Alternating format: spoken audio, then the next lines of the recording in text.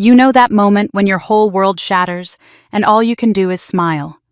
That was me at Thanksgiving dinner when my sister Clara stood up, tapped her champagne glass, and announced she was the new CEO of our family company. The company I built from the inside for 12 years while she played office politics and took credit for my work. But that wasn't the worst part. She turned to me in front of our entire family and said with this cold, triumphant smile, "Mom and Dad have decided the company needs fresh leadership. You're terminated, effective tomorrow morning." Everyone expected me to cry, to beg, to fall apart. Instead, I picked up my napkin, wiped my mouth, and said 2 words, "Congratulations, Clara." Then I walked out to my car and made 1 phone call. See, what my darling sister didn't know, what my parents didn't know, is that I'd been preparing for this exact moment for months. I knew it was coming, and I wasn't just prepared to survive it, I was prepared to win. That phone call. It set in motion a chain of events that would expose every lie, every betrayal, and every dirty secret my family had buried for decades. What they did to me was cruel. What I'm about to do to them, that's called justice. By the time this story is over, you'll see how a woman who lost everything in one night took back not just her career, but her power, her dignity, and her family's entire legacy. And she did it so brilliantly that they never saw it coming until it was too late. Tomorrow morning wasn't going to be fun. It was going to be legendary. My name is Melissa James.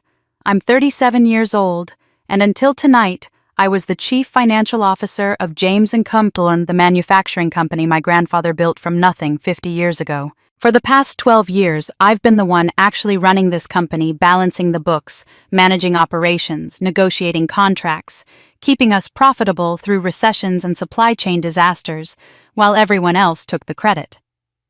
But tonight at our family's Thanksgiving dinner, I'm about to learn that 12 years of loyalty means absolutely nothing when you're not the favorite child.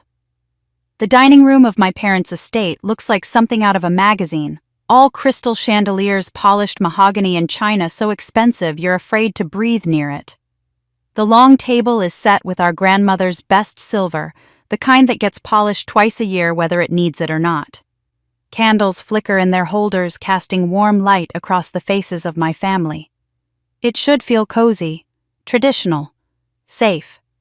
Instead, the air feels heavy, like the moment before a thunderstorm when you know something's coming but you can't quite see it yet. I sit across from my younger sister Clara, watching her pick at her sweet potatoes with that satisfied little smile she gets when she knows something you don't. Clara is 32, beautiful in that effortless way that's always come naturally to her with our mother's blonde hair and delicate features. She's wearing a cream silk blouse that probably cost more than most people's mortgage payments, and her engagement ring catches the candlelight every time she moves her hand. She's always been the golden child, the one our parents show off at charity galas, the one whose college graduation photos still sit in silver frames on every surface of this house, while mine are tucked away in some drawer upstairs. I've made my peace with that over the years, or at least I thought I had. Our parents sit at opposite ends of the table like a king and queen holding court. My father, Robert James, 63 years old and still handsome in that distinguished silver fox way, carves the turkey with practiced precision. My mother, Patricia, sits straight-backed in her chair, her pearl necklace perfectly positioned, her expression carefully neutral. But I've noticed something tonight that makes my stomach tight with unease, the way they keep glancing at each other. Little looks that pass between them like secret messages. The way my mother's hand trembles slightly when she reaches for her wine glass. The way my father clears his throat twice, but doesn't say whatever he's thinking. Something is coming. I can feel it the way you feel a train approaching before you see it. "Melissa, darling, you've barely touched your food," my mother says, her voice carrying that tone of gentle criticism she's perfected over decades. "Is something wrong with the turkey? I had chef use that recipe you liked last year." "It's perfect, Mom," I say, forcing a smile. "I'm just not very hungry tonight." That's a lie. I'm starving. but my throat feels too tight to swallow and I can't shake the feeling that I need to stay alert, stay present, pay attention to what's happening around me. Clara sets down her fork with a delicate clink against her plate. She reaches for her champagne glass. When did someone pour champagne and stands up slowly, gracefully, like she's practiced this moment in front of a mirror? She taps a knife against the crystal, and the clear, sharp sound cuts through the low conversation around the table. "Everyone," she says, her voice bright and confident, "I have an announcement to make." The table falls silent. My Uncle Frank stops mid-chew. My Aunt Margaret sets down her wine glass. Even the staff standing discreetly by the kitchen door seem to freeze in place. Clara's smile grows wider, and in that moment I see something in her eyes that I've never noticed before, not just triumph, but cruelty. The kind of satisfaction that comes not just from winning, but from watching someone else lose. "Mom and Dad have made a decision about the future of James and Coming," she says, her eyes sweeping the table but very carefully not landing on me. "After careful consideration and months of discussion, they've decided that the company needs bold new leadership to take us into the next era. And they've chosen me." She pauses for effect, letting that sink in. "As of next Monday, I'll be the new CEO of James & Co." The silence that follows is absolute. Someone's fork clatters against a plate. I hear my aunt gasp softly. But I don't move. I don't react. Because somewhere deep in my gut, underneath the shock and the hurt and the rage that's starting to build like a fire catching kindling, I'm not actually surprised. Some part of me has always known it would come to this. But Clara isn't finished. She turns to face me directly now, and her smile becomes something sharper, something that cuts. "And Melissa," she says, her voice dropping into a tone of false sympathy that makes my skin crawl. "I know this might be difficult to hear, but the company really does need fresh leadership, new vision, someone who isn't so stuck in the old ways of doing things." She tilts her head, and the candlelight makes her look almost angelic. "You've done wonderful work as CFO, really you have, but your position will be terminated effective tomorrow morning. I'll have HR prepare your severance package. It's very generous, I made sure of that." The table erupts. My uncle is sputtering something about company protocol. My aunt is whispering urgently to my mother. But I hear it all from very far away, like I'm underwater, and they're all on the surface, their voices distorted and strange. Everyone is looking at me now, waiting for the explosion. Waiting for me to cry or scream or throw something. Clara is still standing there with that triumphant smile, probably expecting me to beg to plead to ask our parents how they could do this to me. But I don't do any of those things. Instead, I very carefully set down my fork. I dab the corners of my mouth with my napkin, the linen one with our family initials embroidered in the corner. I fold it neatly and place it beside my plate. Then I look directly at Clara and I smile. It's not a big smile. Not dramatic or threatening, just a small, quiet curve of my lips that doesn't reach my eyes. "Congratulations, Clara," I say softly. My voice doesn't shake. "I hope you'll be very happy in your new position." I push back my chair slowly, deliberately, and stand.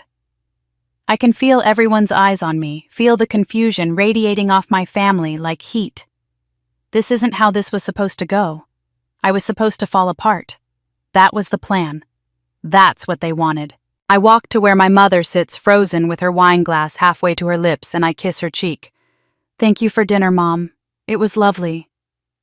Then I walk out of that dining room with my head high and my back straight, and I don't look back even once. I hear Clara say something behind me, probably something cutting and clever, but I don't register the words. I'm already too far away, already moving toward what comes next. I collect my coat from the front closet, ignoring the concerned hovering of Jenkins, our family's longtime butler, who's known me since I was 7 years old, and can probably read the storm brewing in my silence. I walk out the front door into the cold November night, my heels clicking on the stone steps, my breath making clouds in the freezing air. My car is waiting in the circular driveway, and I slide into the driver's seat, close the door, and finally let myself exhale. My hands are shaking now, adrenaline flooding my system. But underneath the shock and the hurt, I feel something else rising. Something cold and clear and absolutely certain. I pull out my phone and scroll through my contacts until I find the number I need. The number I've kept saved for 2 years, ever since he left the company under mysterious circumstances that Clara never wanted to talk about.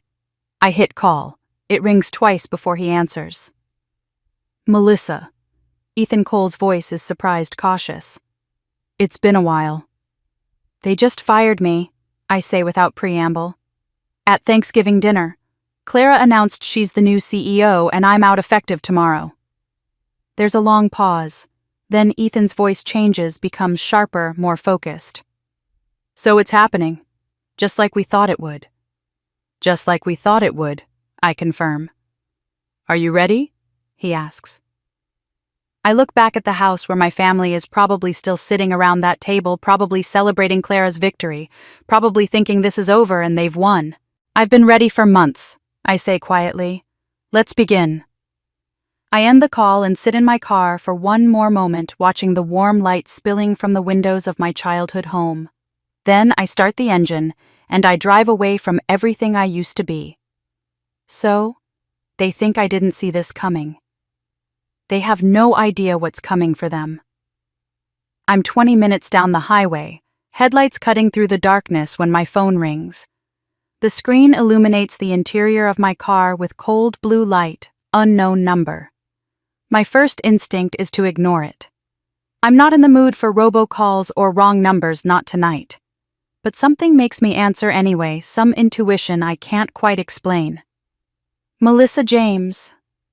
I say, my voice still steadier than I feel. Melissa, don't react. Don't fight back tomorrow. The voice is male familiar in a way that makes my heart skip a beat. They're setting you up for something bigger than termination. I nearly swerve into the next lane. Ethan Cole. I haven't heard his voice in 2 years, not since he left the company under what everyone politely called mutual agreement.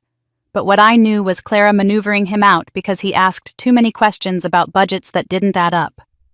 He was our senior strategic advisor, the person my grandfather trusted most outside of family, and one of the few people in that company who treated me like I had a brain instead of just a famous last name. He was also, once upon a time, something more than a colleague. But that's a complication I can't afford to think about right now. How did you get this number? I ask, though it's not really what I want to know. What I want to know is how he knew about tonight, how he knew I'd need this call exactly when I needed it. I've been monitoring the company from a distance, he says, and there's an urgency in his voice that makes my hands tighten on the steering wheel. Melissa, I need you to listen to me very carefully.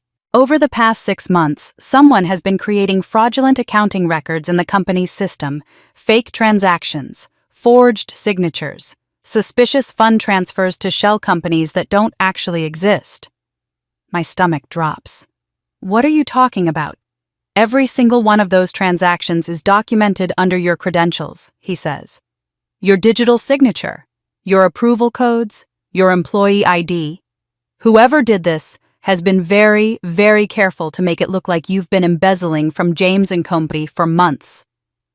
I pull off at the next exit, my hands shaking so badly I can barely control the car.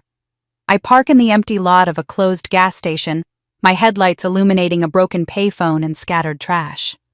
That's insane. I would never— I know that, Ethan interrupts. But the evidence looks real, Melissa. Frighteningly real. We're talking about transactions ranging from $50,000 to $500,000, all moving through accounts that trace back to an offshore entity. And the timing is perfect. They all occurred during periods when you had full access to company financial systems. I feel like I'm going to be sick. But I didn't do any of this. I've never even seen these transactions. I believe you, he says, and something in his voice that absolute certainty is the only thing keeping me from completely falling apart. But here's what you need to understand. If you fight the termination tomorrow, if you make any noise at all about unfair dismissal or wrongful termination, They're going to immediately accuse you of fraud and embezzlement. They'll say you're trying to destroy evidence that you're lashing out because you got caught. The trap is already set, Melissa. They're just waiting for you to walk into it. I close my eyes, trying to process this. How sophisticated are we talking? Very, Ethan says grimly. Your digital signatures appear on documents you've never seen, approved on dates when you were actually on business trips to Denver and Austin. I checked your travel records. There are email trails that look completely authentic, messages allegedly from you authorizing these transfers. Someone has gone to enormous trouble to make this look real. My mind is racing now, moving through possibilities and probabilities the way it does when I'm analyzing a complex financial problem. The dates when I was traveling, someone would have had to use my credentials while I was physically out of the office.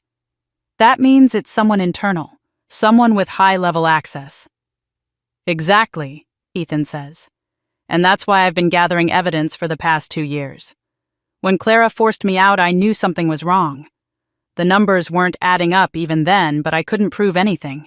So I've been watching from the outside, collecting data, following digital trails, and what I've found goes way beyond simple embezzlement. What do you mean? My voice sounds hollow even to my own ears. I can't explain everything over the phone, he says. But Melissa, this isn't just about you and Clara fighting over a CEO position. This is bigger. There are people involved who have been planning this for a long time, and your termination is just one piece of a much larger puzzle. I sit in the silence of my car, watching moths circle in my headlights, and I feel something shift inside me. The shock is fading now, replaced by something colder and sharper. Clarity. What do you suggest I do? I ask. Let them think they've buried you, Ethan says, and I can hear the strategic mind that made him such a valuable advisor clicking into place. Sign whatever termination papers they put in front of you. Don't fight, don't protest, act defeated. That's when people get careless, when they think they've won. They'll start making mistakes, and that's when we move. I say quietly. There's a pause on the other end of the line. I'm offering to help you, Melissa. I have evidence. I have contacts. I have resources they don't know about. But I need you to trust me. Trust. That's a complicated word when it comes to Ethan Cole. We have history, the kind that ended with hurt feelings, and words we didn't mean, and a proposal I turned down because I was too loyal to a family that apparently never deserved that loyalty.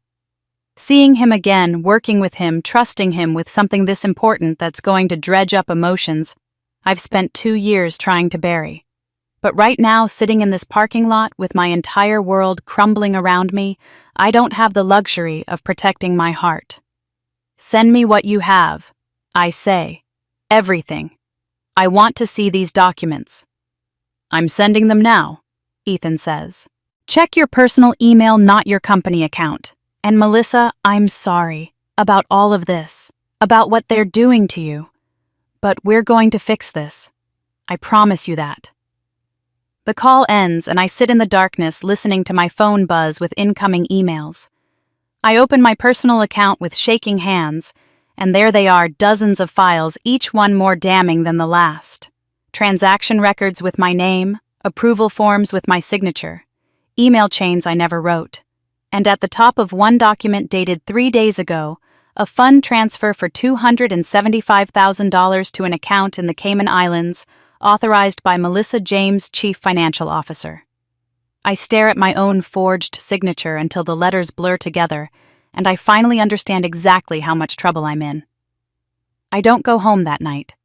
Instead, I check into a hotel 20 miles outside the city, somewhere anonymous where nobody knows my name or my face. I spread the documents across the desk in my room like a detective organizing evidence at a crime scene, and I spend the next 8 hours doing what I do best, analyzing numbers, looking for patterns, searching for the truth buried in the lies. The forgeries are extraordinary. Whoever created these documents understood not just accounting, but how I think, how I work, how I structure my approvals. There are 47 separate transactions spread across the past 12 months, ranging from $50,000 on the low end to $500,000 on the high end. Each one is funneled through shell companies, with names designed to sound legitimate but vague enough to avoid scrutiny. Consulting Services, LLC, Advisory Group International Strategic Solutions, Partners Global Business Initiatives. The kind of vendors that could theoretically exist in any large company's ecosystem without raising immediate red flags. My signature appears on every single approval form, and it's not just a sloppy forgery. Whoever did this studied my handwriting, the specific way I loop my capital M, the slight backward slant of my S, even the small flourish I add to the tail of my final letter. It's so accurate that if I didn't know with absolute certainty that I never signed these documents, I might doubt myself. What makes it even more convincing is the timing. Every transaction correlates with legitimate company activities during periods when I genuinely had full access to all financial systems. There's a $200,000 payment to Strategic Solutions Partners, dated the same week we closed the Henderson manufacturing deal. There's a $350,000 transfer to Advisory Group International that coincides with our annual compliance audit. Someone planned this, carefully embedding the fraudulent transactions alongside real business operations so they'd blend in, so they'd look like just another line item in a company that processes millions of dollars in transactions every quarter. The most damaging detail is that all of this happened during the past year, the period when I had the most authority, the most trust, the most access. If this goes public, even people who know me, even people who've worked with me for years, will have that tiny seed of doubt. Could she have done it? Did the pressure get to her? Was there something going on in her personal life that made her desperate? Once that doubt exists, once people start questioning, the truth becomes almost irrelevant. Perception becomes reality. I sit back in my chair as dawn light starts creeping through the hotel curtains, and I feel the full weight of how trapped I am. If I walk into the office this morning and fight my termination, if I demand explanations or threaten legal action, they'll drop this bomb immediately. They'll call the authorities, leak the documents to the press, destroy my reputation so completely that nothing I say afterward will matter. I'll be the disgraced executive who got caught stealing and tried to cover it up by claiming conspiracy. Every news outlet will run with that story because it's compelling, it's dramatic, and it confirms what people already want to believe about wealthy families and corporate corruption. But if I don't fight, if I simply accept defeat and walk away quietly, I buy myself something invaluable: time. Time to investigate, time to gather real evidence, time to understand who's really behind this and why. Fighting on their terms, on their timeline, means I've already lost. I need to change the game entirely, and that means making them think the game is over. The decision crystallizes in my mind with absolute clarity. I will sign whatever termination papers they put in front of me. I will act defeated, maybe even relieved to be done with it all. I will make them believe they've won so completely that they stop being careful. Because overconfidence is where people make mistakes, where they get sloppy, where they reveal things they meant to keep hidden. Before I do anything else, though, I need to protect what I still have. I pull out my phone and start photographing key pages from my actual work records, the legitimate approvals I did, sign the real vendor contracts, the authentic email chains that prove what my normal business patterns looked like. I download encrypted backups of my calendar, my expense reports, my travel documentation. Everything that proves where I really was and what I was really doing during those times when my forged signature was supposedly authorizing fraudulent transactions. I create a secure folder and send everything to Ethan through an encrypted channel he set up years ago, back when we worked together and occasionally dealt with sensitive competitive intelligence. The technology feels almost paranoid, but right now paranoia seems entirely justified. As I'm organizing the files, something catches my attention. I spread out the fraudulent transaction records again and trace the money flow with my finger.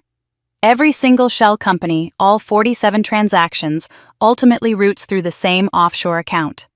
The account number is partially redacted in most documents, but there's enough visible information that I can see the pattern.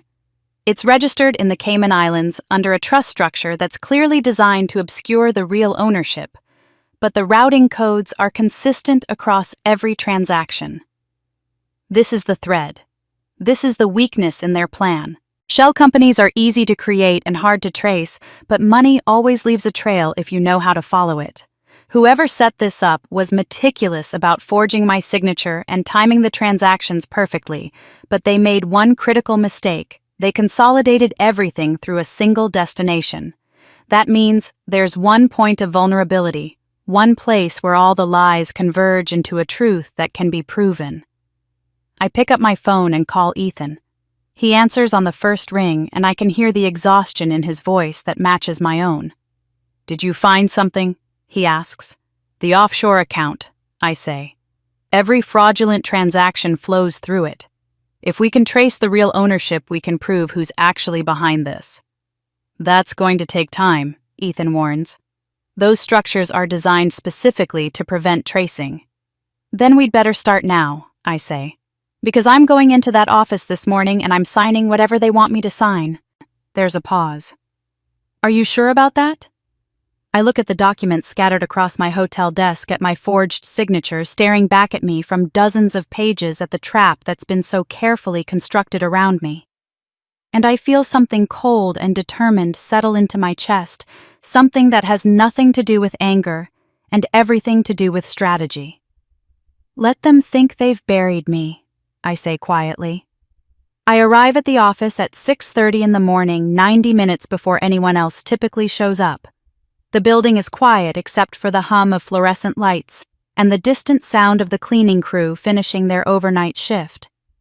I use my keycard to access the executive floor, wondering absently how long it will be before they deactivate it.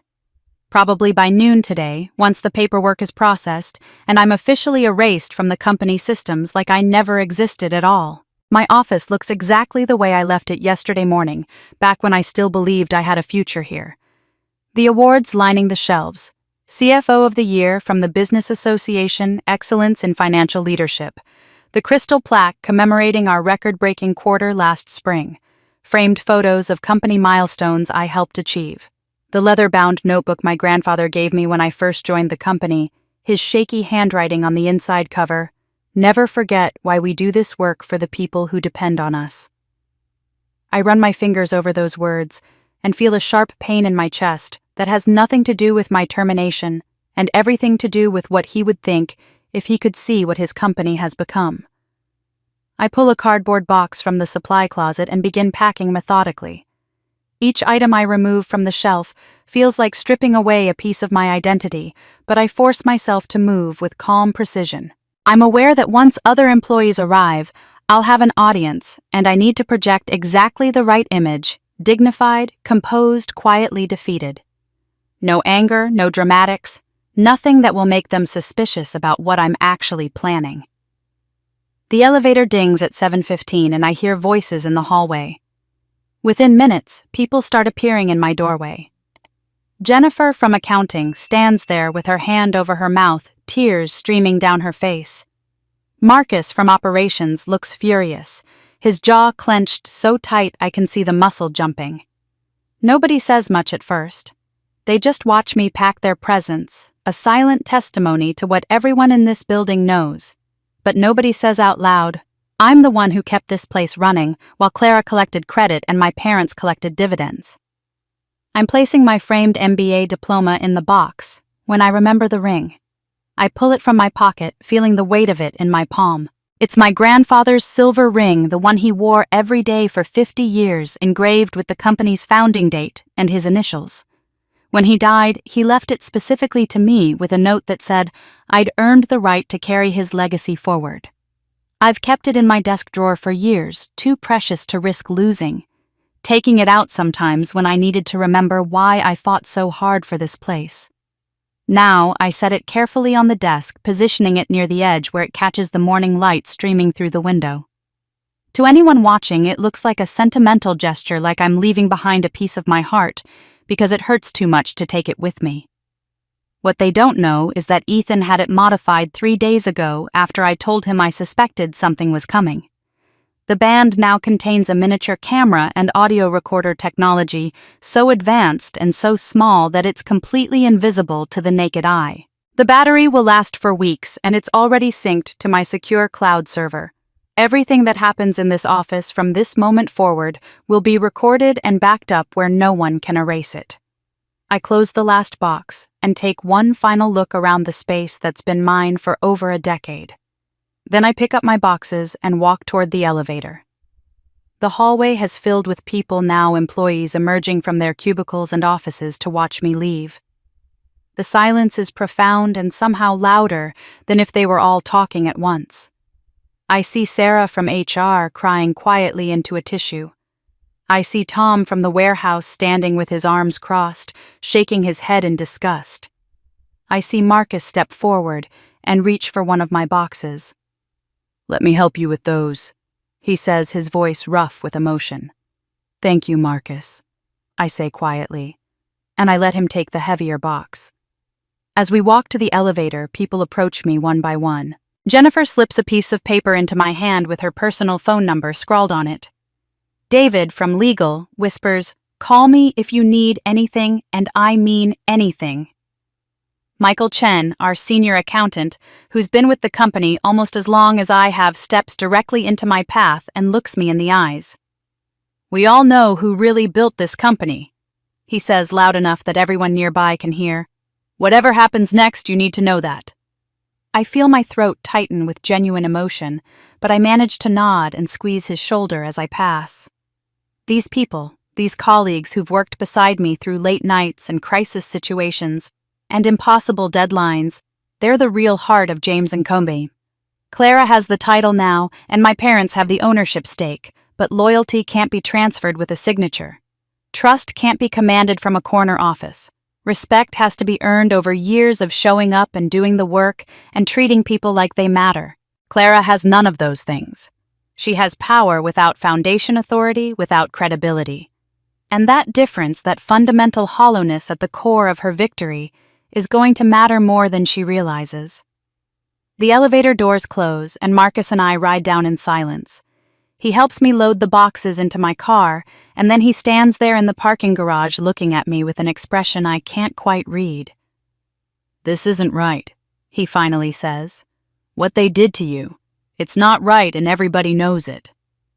"Sometimes things that aren't right still happen," I say carefully. "But I appreciate you saying it." I get into my car and start the engine. As I'm pulling out of my parking space, the one with my name on it that will probably have Clara's name painted over it by next week. My phone buzzes in the cup holder. I glance down at the screen and see a notification from my cloud storage app. The surveillance system is active. The ring is already transmitting, and the first file has been automatically saved and encrypted with a timestamp of 8:37 a.m. I tap the notification and pull up the live feed. The camera angle shows my former desk from slightly above, capturing most of the office. As I watch, Clara enters the frame. She's wearing a navy suit that I recognize as new, probably bought specifically for her first day as CEO. She sits down in my chair, swiveling slightly to test how it feels, and then she pulls out her phone. Even without sound, I can read her body language. She's calling someone. Her posture is relaxed, triumphant. She's smiling that same cold smile she wore at dinner last night. I turn up the volume on my phone and hear her voice come through clearly, the audio quality surprisingly good, despite the ring's tiny microphone. "It's done," Clara says into her phone, her tone bright with satisfaction. "She's gone." I sit in my car in the parking garage, watching my sister celebrate my destruction in the office that used to be mine, and I allow myself the smallest smile. Recording saved. Device active. Let the real game begin. I'm sitting in my apartment that evening, still wearing the clothes I wore to pack up my office, when my laptop chimes with an incoming encrypted message from Ethan. The subject line reads simply, "You need to see this immediately."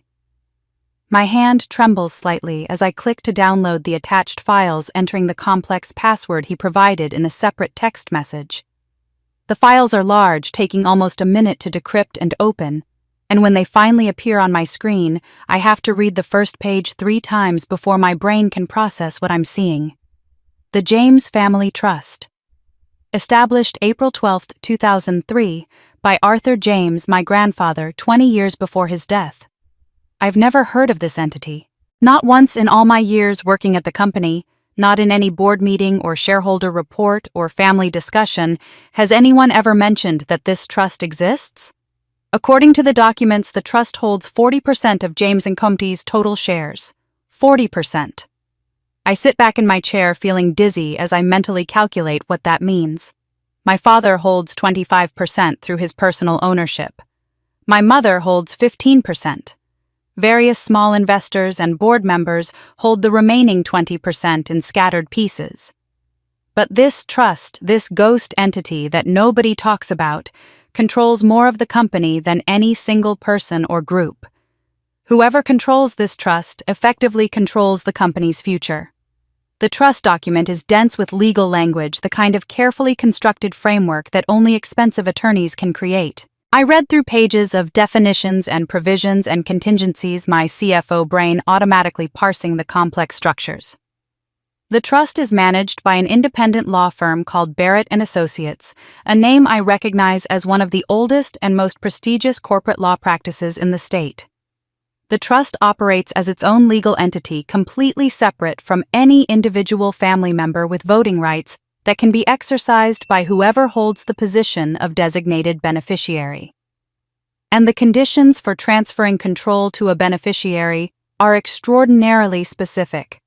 I find them buried on page 17, highlighted now by Ethan in bright yellow.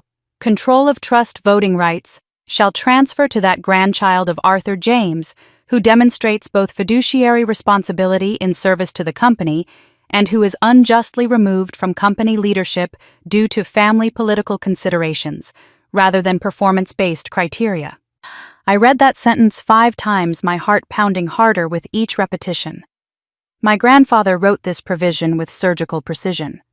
He didn't just create a trust to hold shares. He created a trap for exactly the kind of betrayal that just happened to me.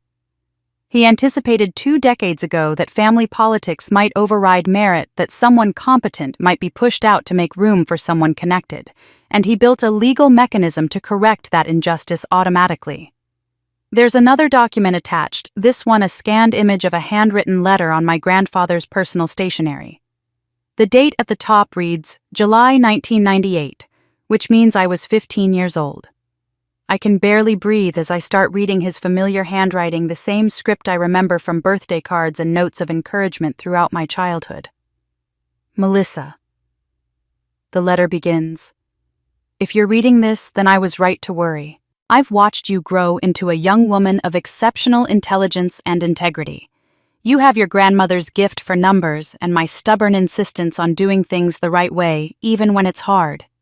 These qualities will make you an excellent steward of our family's legacy, but they will also make you a target.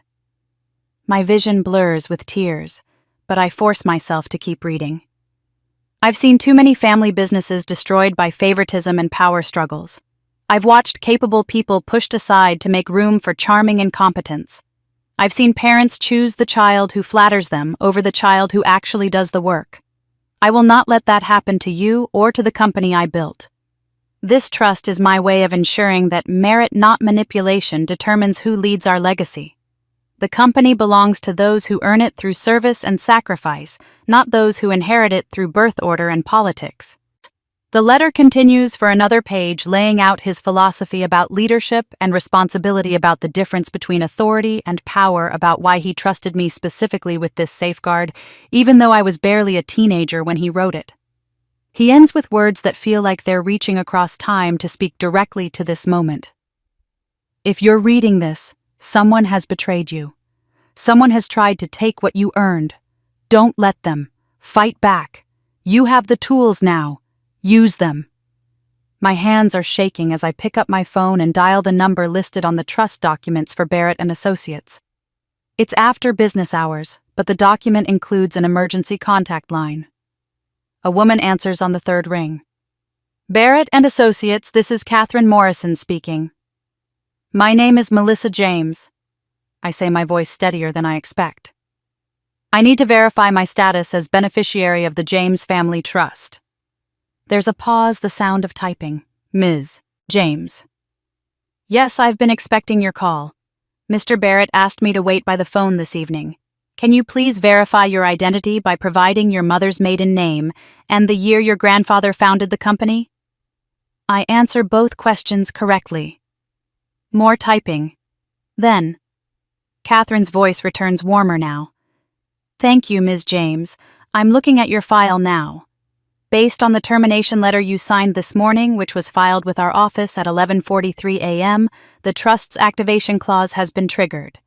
As of 48 hours from that filing time, you will have full voting control over the Trust's 40% shareholding in James & Co.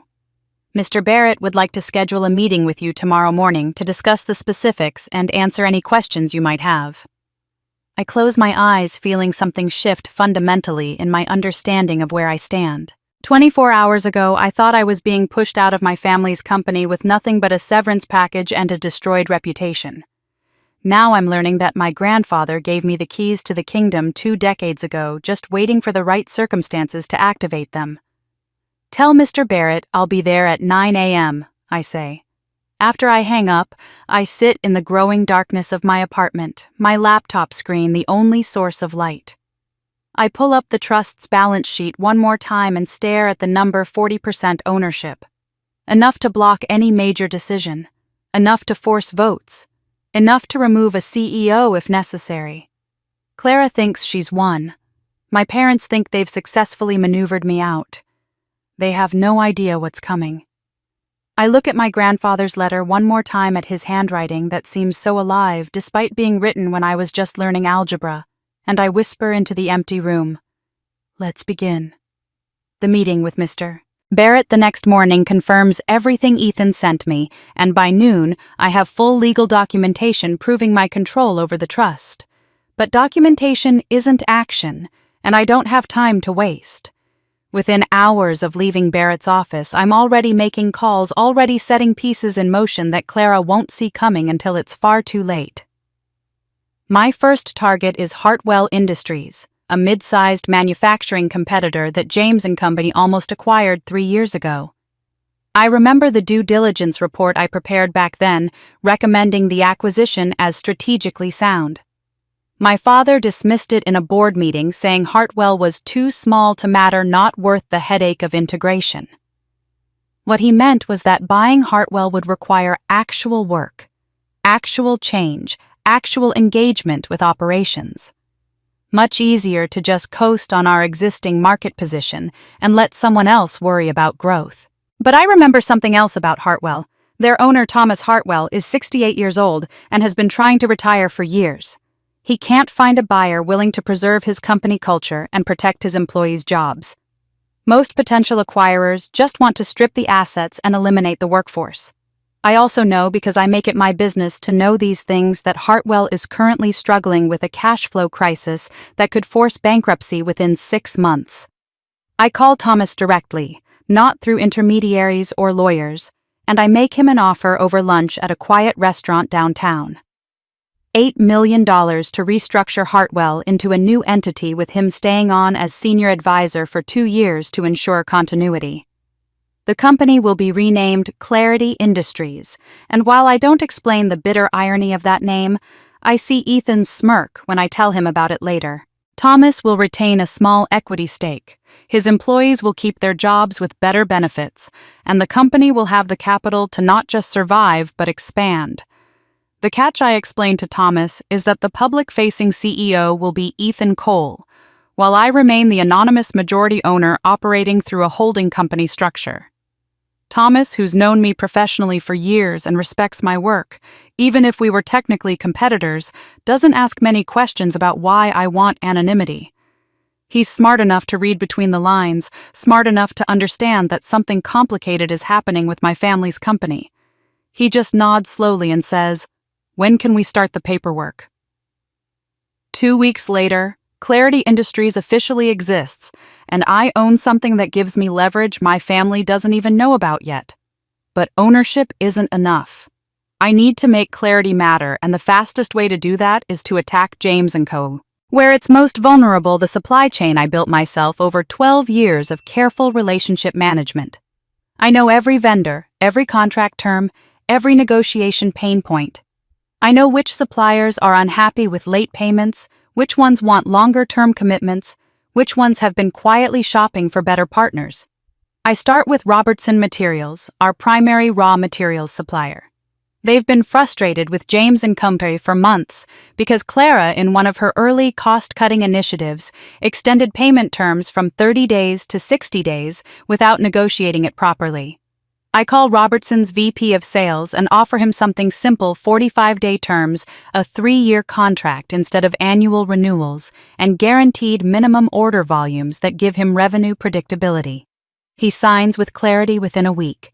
Next is Landmark Logistics, who handles our distribution and warehousing. They've been wanting to upgrade their fleet but can't get James & Company to commit to the volume necessary to justify the investment.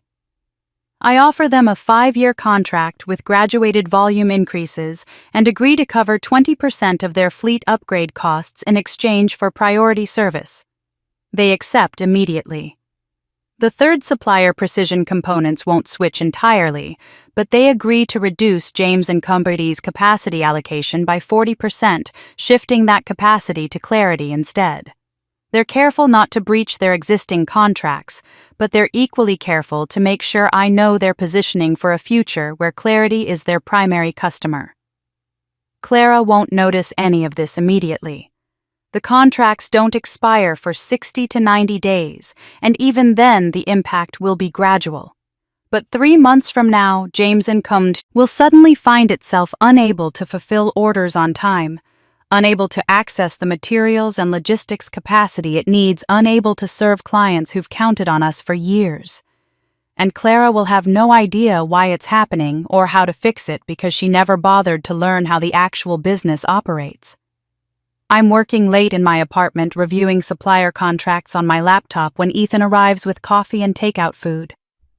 We've fallen into this routine over the past 2 weeks, working together the way we used to years ago, when we were both young and ambitious and believed we could fix anything if we just worked hard enough.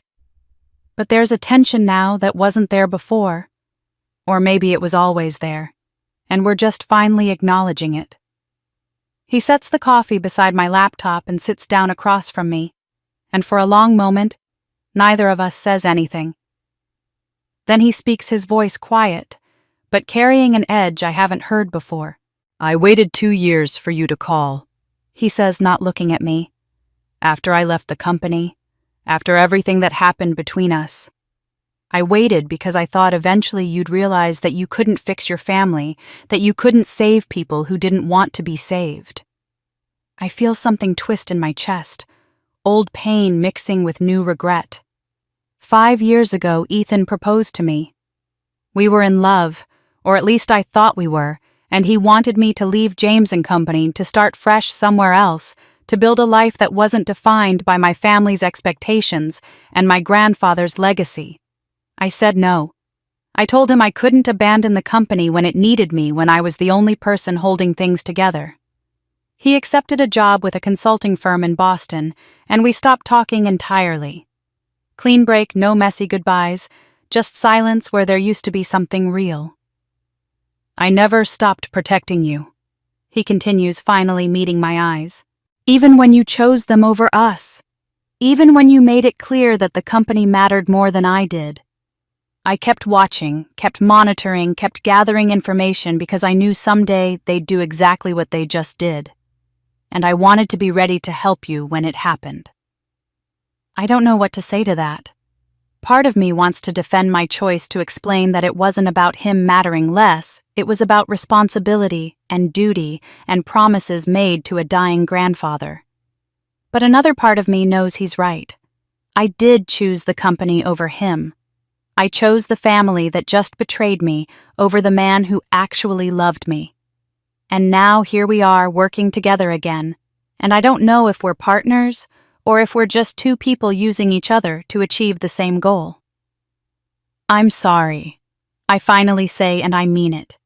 "You deserved better than what I gave you." He nods slowly, but doesn't say anything else. Some wounds don't heal just because you acknowledge them. Some damage can't be undone just because you're on the same side again. My phone buzzes with a news alert breaking the heavy silence. I glance at the screen and see the headline that makes my jaw clench. Clara James promises bold new era for family company. I click the article and read Clara's quotes about innovation and fresh perspectives and leading James and Company into the future. Not a single mention of the 12 years of work that built the foundation she's now standing on. Not a word about the people who actually made the company successful. I set down my phone and look at Ethan. Let's make sure her bold new era is very short, I say.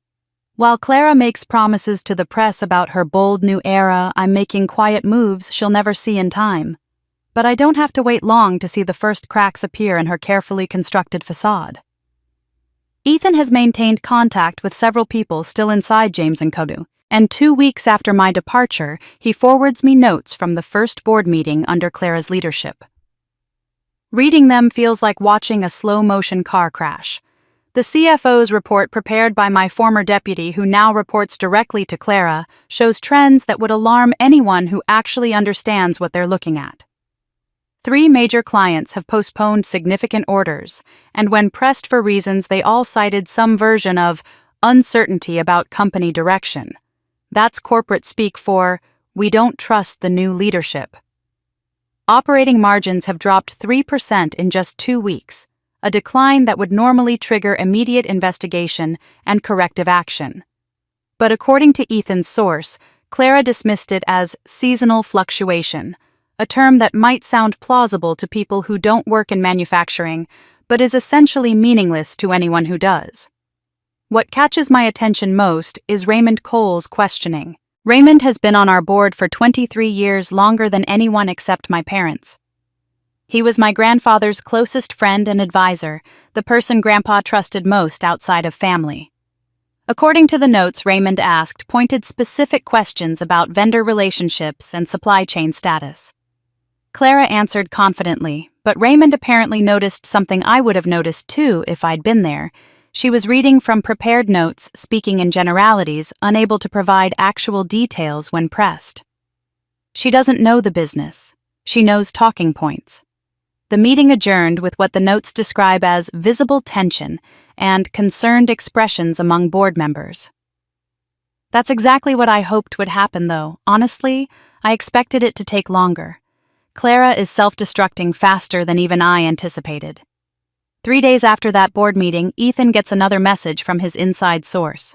Raymond approached 2 other board members privately after everyone else had left, initiating a conversation in the parking garage where they thought no one would overhear.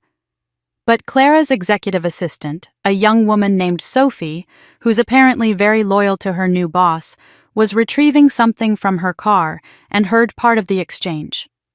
Raymond's words, according to Sophie's report to Clara, were carefully chosen but unmistakably critical. Melissa built the operational foundation of this company, Raymond said. Clara has ambitions, certainly. But does she have substance? Does she understand what actually makes this business run? The other board members admitted they'd been having similar concerns.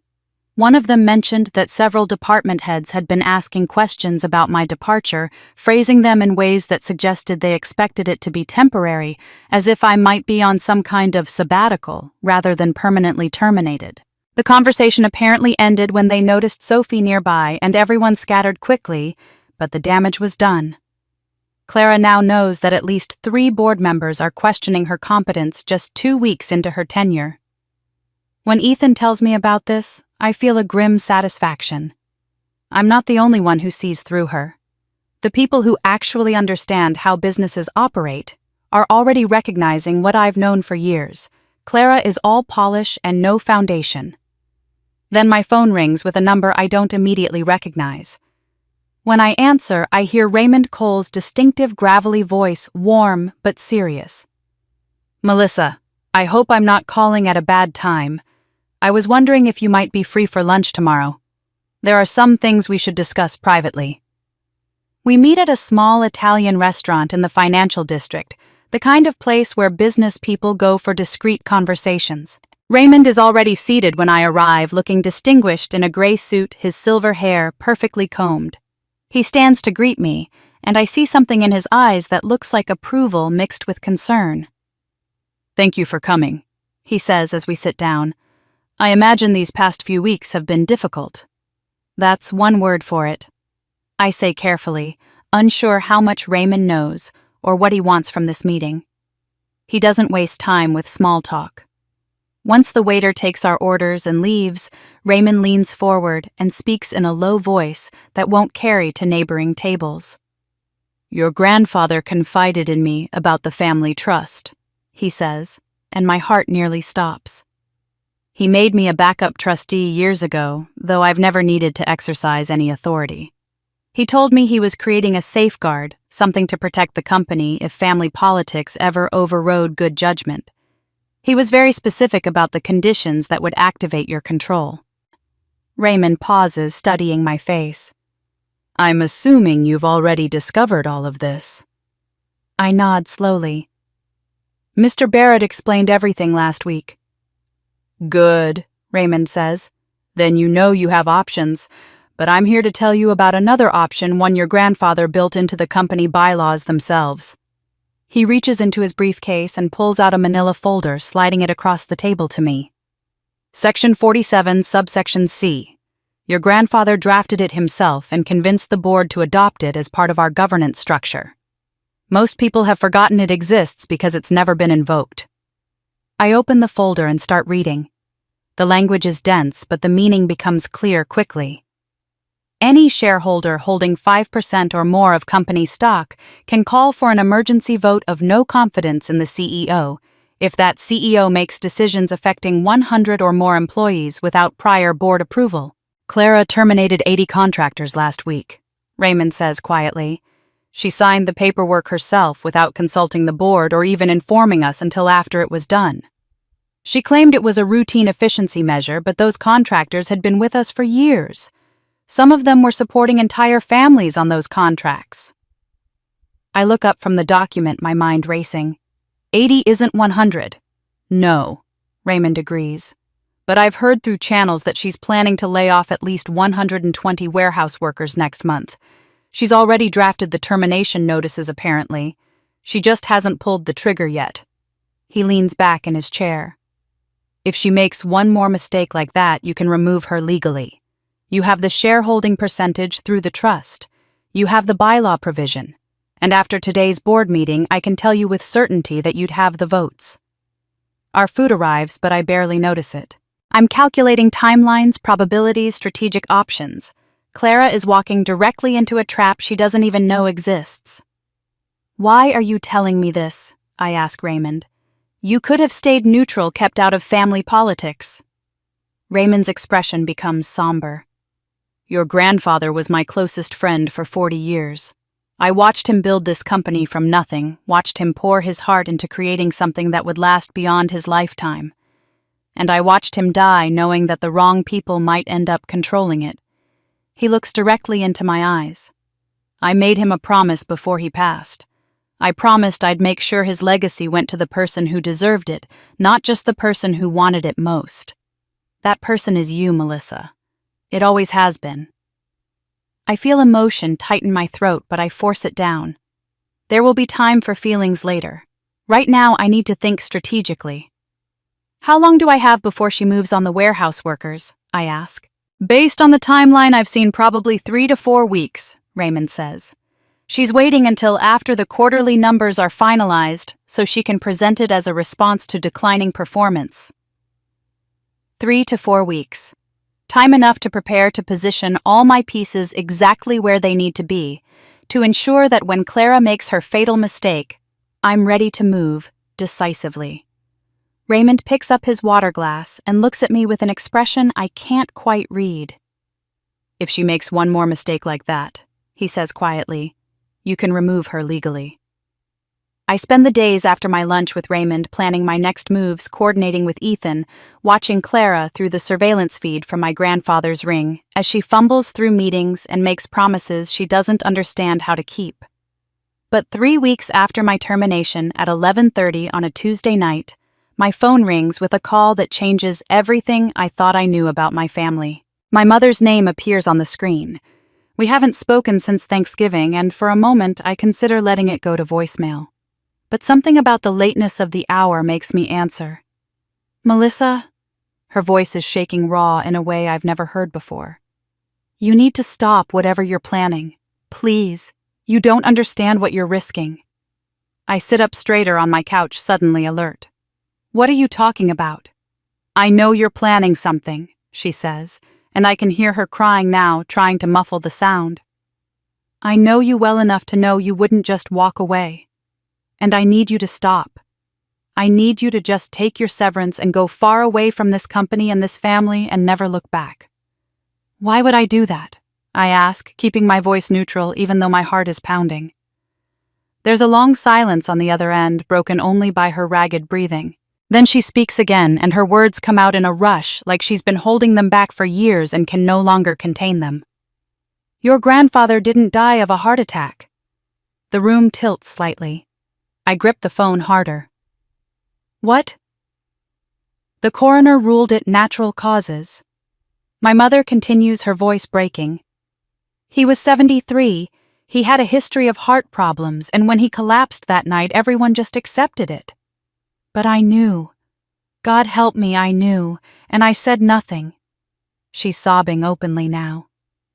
"The symptoms those last 6 months before he died, the weakness, the confusion, the pain, the way his hands shook when he tried to write. It wasn't heart disease. It was something else." "Mom, what are you saying?" I feel like I'm underwater, her words reaching me distorted and strange.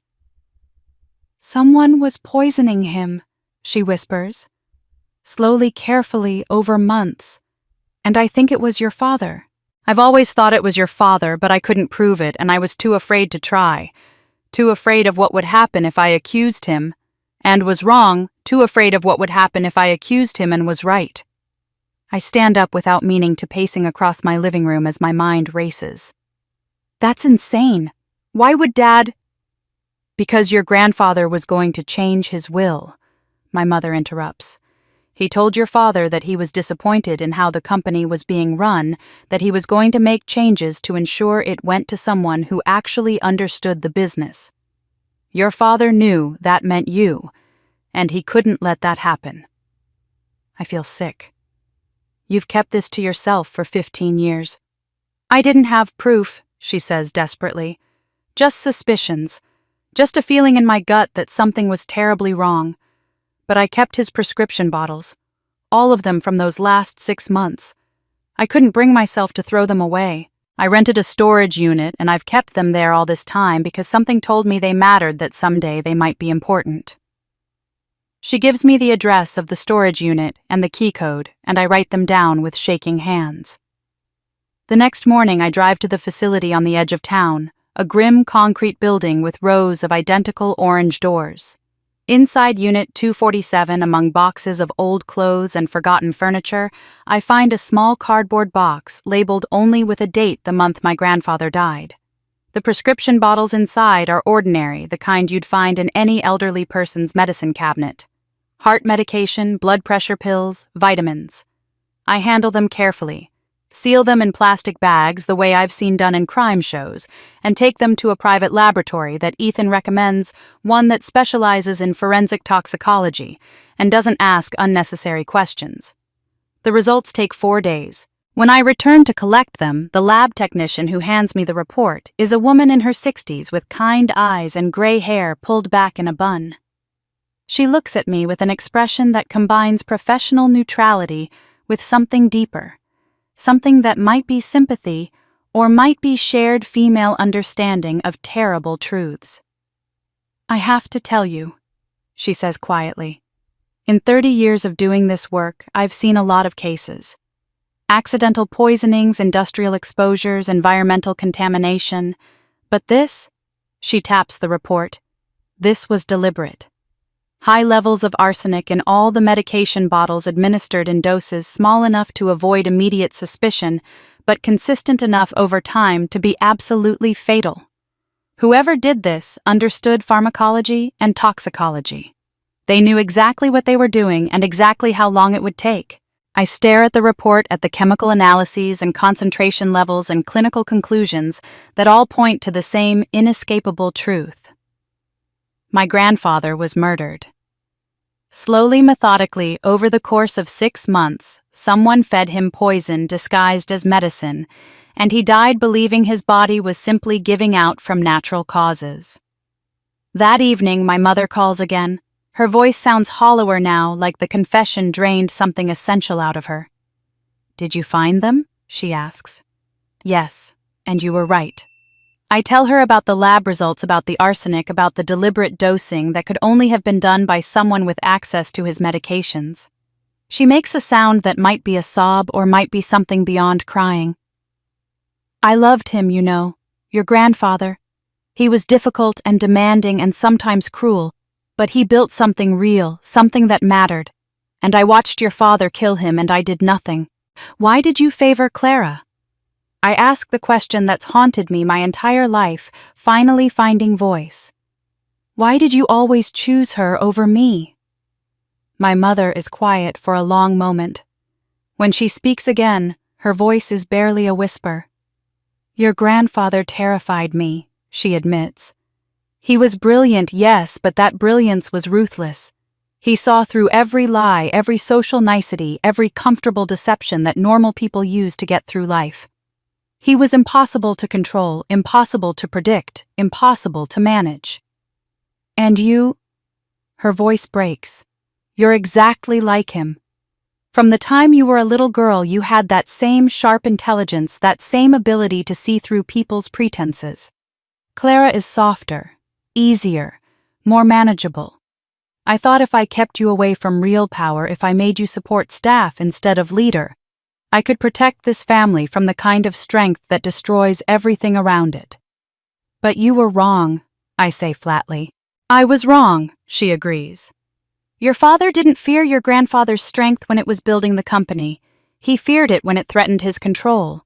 And when your grandfather was dying, when he was weak and confused from the poison, your father saw his chance to take everything. And I let it happen by staying silent.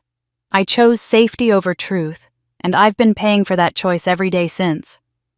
I look at the lab report still sitting on my coffee table, at the clinical evidence of murder laid out in neat columns and scientific terminology.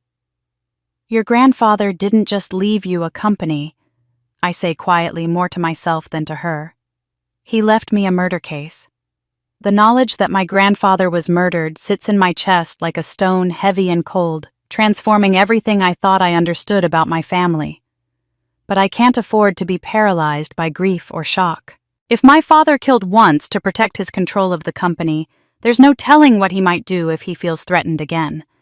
I need to move faster, be smarter, and most importantly, I need to understand the full scope of what he's planning. Ethan has been working with Raymond to examine every piece of company governance documentation, looking for the mechanisms my grandfather built into the system.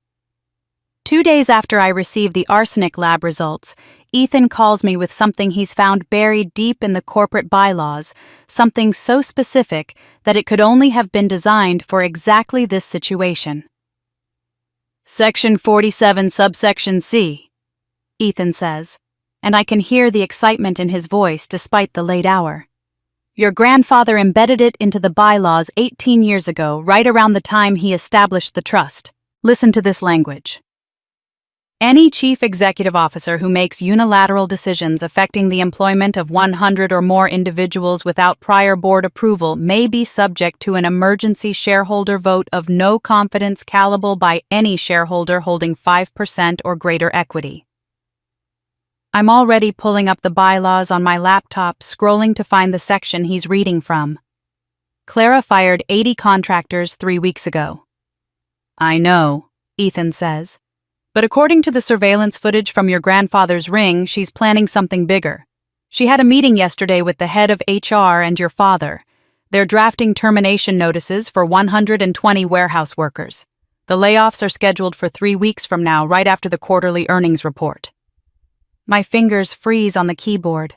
120 people. 120 families who depend on those paychecks, who have mortgages and children and lives that will be upended because Clara needs to show cost savings she doesn't know how else to achieve. This is exactly what the provision was designed for, I say quietly. Grandpa knew that bad leadership would eventually try to solve problems by firing people instead of fixing systems. But even as I'm processing this legal mechanism that could remove Clara from power, Ethan is already moving on to something else. Something in his tone that tells me the news gets worse. Melissa, there's more. I've been tracing the offshore accounts connected to those fraudulent transactions, the ones they tried to pin on you. I finally broke through the shell company structures, and you need to know what I found.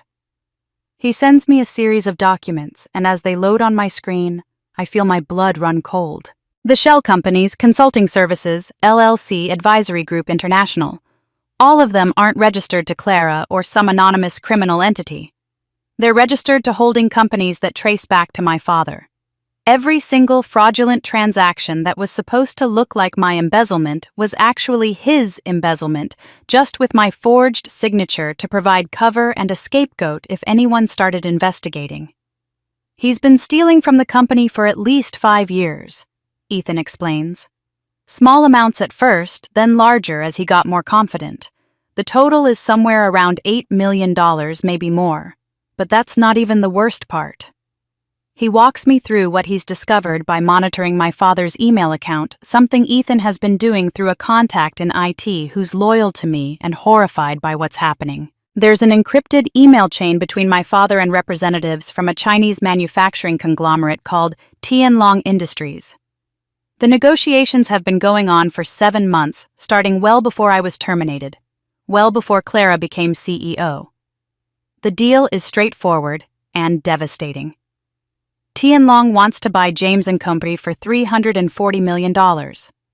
They'll keep the brand name and some of the management structure, but they'll move most of the manufacturing overseas and eliminate roughly 60% of the current workforce. My father negotiated himself a $25 million advisory fee as part of the transaction plus retention of his equity at the sale price. The entire deal is contingent on having a CEO who will sign the merger agreement without asking too many questions or conducting the kind of due diligence that might expose how badly my father has already looted the company. I read through the email chain with mounting horror and understanding. He needed Clara as CEO because she'd sign whatever he told her to sign. Exactly, Ethan confirms. And he needed you gone because you would have caught all of this. You built the financial systems. You know every account, every vendor relationship, every normal pattern of business. There's no way you wouldn't have noticed $8 million disappearing or questioned why we were suddenly in merger talks with a Chinese company nobody had heard of. I open the surveillance feed from my grandfather's ring, scrolling back through the archived footage until I find what I'm looking for. 3 days ago, Clara took a call in the office from my father. I turn up the volume and watch my sister, who I've spent months hating, sit at the desk that used to be mine and cry while talking to the man who murdered our grandfather. I don't understand these contracts, Dad, Clara says, her voice breaking. The language about asset transfers and workforce reductions, are you sure this is right? It feels like we're selling the company, not partnering with them. My father's voice comes through the phone speaker, and even through the recording, I can hear the cold impatience in his tone. Clara, we've been through this. You're the CEO now, which means you need to trust my guidance on complex strategic matters. Just sign the documents where I've marked them. I'll handle the details. That's what I'm here for. But what about the employees? The email says workforce optimization, but that sounds like layoffs. It's business. Clara, stop being emotional and start being professional. Do you want to run this company or not? There's a long pause, and then Clara says quietly, Yes, Dad. I'm sorry. I'll sign them. I close the laptop and sit in the darkness of my apartment, feeling something shift fundamentally in how I see this whole situation. Clara isn't the villain of this story. She's another victim, just one with less awareness of how she's being used. My father installed her as CEO not because he trusted her or believed in her, but because he knew she'd be easy to control, easy to manipulate, easy to blame when everything eventually fell apart. For the first time since Thanksgiving, I feel something toward my sister that isn't anger or resentment. I feel pity. She wanted so badly to matter, to be valued, to prove she was worthy of leadership. And our father exploited that hunger, used it to turn her into a puppet who would sign away our grandfather's legacy without even understanding what she was doing. My phone buzzes with another message from Ethan. It's a screenshot of an email from my father to the Tianlong representatives sent just yesterday. Once Clara signs the merger documents next month, we're free. Everything will be finalized before anyone realizes what's happening. Melissa would never have agreed to any of this, which is why removing her was essential to the timeline. I stare at that sentence. Melissa would never have agreed. And I feel something crystallize inside me that goes beyond revenge or justice or even grief for my murdered grandfather. My father has been planning this for months, maybe years. He killed his own father-in-law to prevent interference. He framed me for embezzlement to remove me as an obstacle. He manipulated Clara into betraying me so he could use her as a compliant figurehead. And now he's preparing to sell the company my grandfather built, destroy hundreds of jobs, and walk away with $25 million. Not if I stop him first. Understanding my father's true plan changes everything about how I need to proceed. I'm not just fighting to reclaim my position anymore. I'm fighting to prevent the destruction of everything my grandfather built, and to stop a man who's already committed murder from profiting from his crimes. But I also need to be strategic about how Clara fits into this picture. She's complicit, yes, but she's also been manipulated. The question is whether she'll wake up to that manipulation before it's too late. 3 months after my termination, the quarterly earnings report comes out, and the numbers are even worse than I anticipated. First quarter earnings are down 22% compared to the same period last year. The supply chain disruptions I engineered through Clarity Industries are showing their full impact. Now shipments delayed by weeks, orders unfulfilled, clients growing impatient. 2 major accounts frustrated by missed deadlines and vague explanations have canceled contracts worth a combined $12 million and moved their business to competitors. The company's credit rating has been downgraded from A to BBB, making it more expensive to borrow money and signaling to the market that James & Company is a company in trouble. The board meeting to discuss these results is, according to Raymond's detailed notes that he shares with me afterward, an absolute disaster. Clara arrives with a prepared presentation blaming the decline on challenging market conditions and disruption caused by recent leadership transitions, which is a thinly veiled accusation that I somehow sabotaged the company on my way out. But when board members start asking specific questions, her facade crumbles completely. Raymond asks which suppliers are causing the delays and whether there's a plan to resolve the issues. Clara stammers, flipping through her presentation slides as if the answer might appear there. She mentions logistics challenges and vendor renegotiations, but can't name a single supplier or explain what's actually being negotiated. Another board member asks about the canceled contracts, wanting to know if there's any possibility of winning the clients back. Clara says her team is exploring options, but admits she hasn't personally spoken to either client. The room grows colder with each vague answer, and Raymond tells me he could literally see confidence draining from the other board members' faces as they realize their CEO doesn't actually understand what's happening to her own company. What I don't expect is how desperately Clara will respond to this pressure. A week after that disastrous board meeting, Ethan's monitoring systems detect unusual activity. Someone is attempting to hack into what they think is my personal computer network using sophisticated techniques that suggest professional expertise rather than amateur curiosity. Ethan watches the intrusion attempt in real time, and what he sees makes him call me immediately. "It's a honeypot scenario," he explains. "I set up a fake network months ago that looks exactly like your real system, complete with dummy files and realistic folder structures. Whoever hired this hacker doesn't know they're infiltrating a decoy." He pauses, and I can hear him typing. "Based on the payment trail, this was arranged by your father but commissioned through Clara's executive discretionary fund. She paid $50,000 for this. For 3 days, I watched through Ethan's monitoring system as the hacker systematically searches through the fake network. He's looking for evidence of sabotage for communications with James and Company suppliers for any proof that I'm actively working to undermine Clara. Every file he accesses gets logged. Every search term he uses gets recorded. Every document he thinks he's deleting is actually being copied and sent to our secure servers. The hacker is essentially giving us a complete map of what Clara fears most, what she thinks I might have, what her strategy is for defending herself. The irony is almost painful. Clara just paid $50,000 to expose her own desperation and paranoia to the person she's trying to investigate. But I'm not content to just watch Clara self-destruct. I need to accelerate the timeline, need to make sure the board and the business community understand what's happening before my father can execute his sale to Tianlong Industries. I compile the most damning information: the financial decline, the leadership chaos, the questions about Clara's qualifications, and I package it carefully into an anonymous tip to a business journalist I know has been covering our industry for years. Marcus Chen is the kind of reporter who doesn't just rewrite press releases. He investigates, asks hard questions, and isn't afraid to publish uncomfortable truths about prominent families. I send him enough information to pique his interest without revealing my involvement. Copies of the board meeting minutes showing Clara's inability to answer basic operational questions, financial data showing the dramatic decline in performance, anonymous quotes from employees expressing concern about leadership stability. Marcus takes the bait. Within a week, an article appears in the Business Chronicle with the headline, "Family Business in Turmoil, Insiders Question New CEO's Qualifications." The piece is devastating in its professional restraint. Marcus doesn't make wild accusations or speculate about scandals.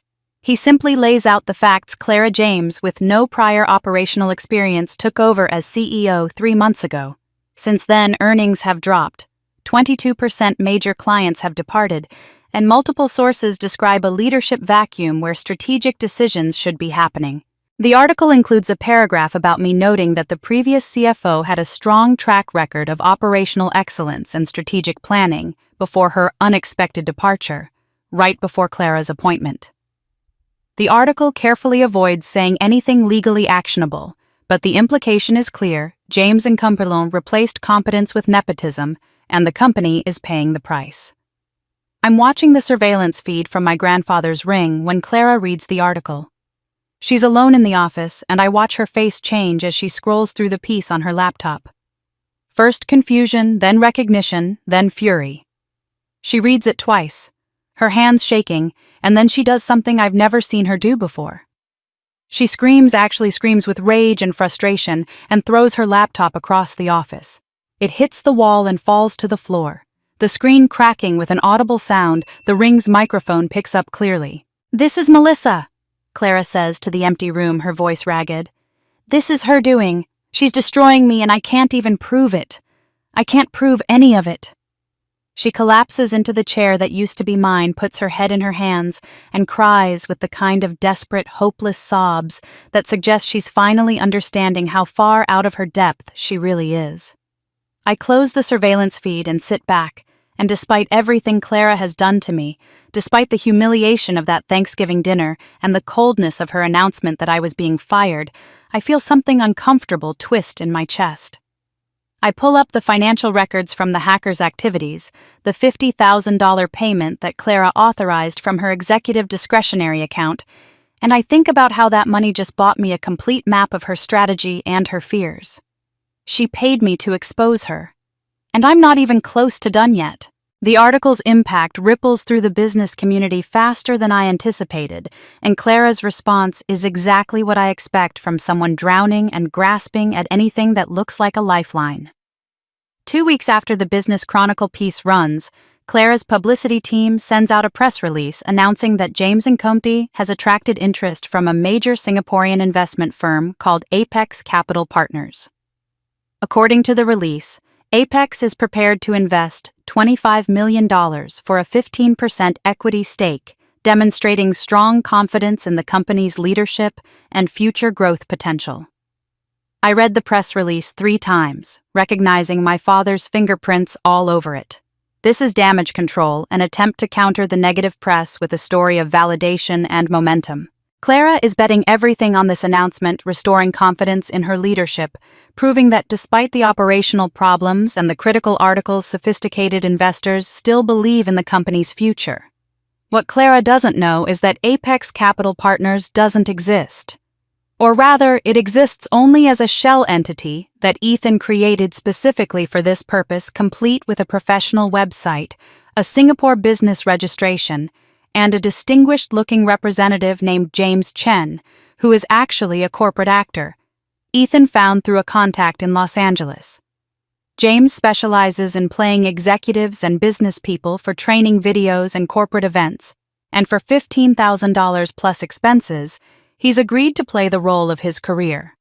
Clara announces a press conference at the downtown Marquis Hotel, one of those generic but expensive venues that companies use when they want to project success and stability. She invites business media, all board members, key clients who haven't left yet, and even some analysts who cover the manufacturing sector.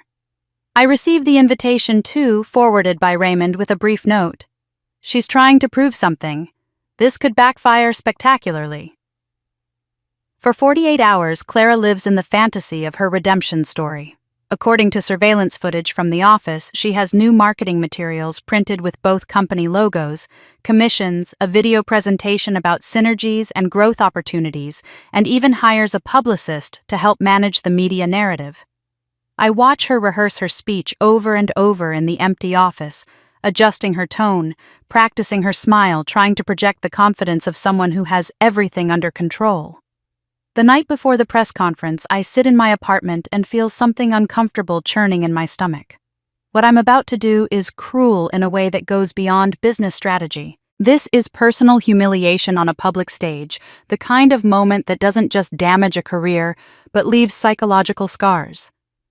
For a moment, I consider calling it off, telling Ethan to have James Chen simply not show up to let Clara's press conference proceed and succeed or fail on its own merits. But then I remember 400 people losing their jobs, so Clara could show cost savings she didn't understand.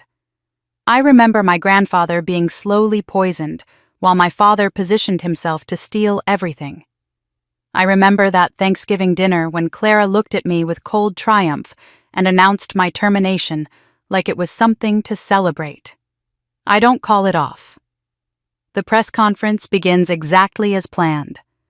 Clara takes the podium in a navy suit that probably cost more than most of the laid-off workers made in a month, and she delivers her prepared remarks about the company's bright future and strategic vision.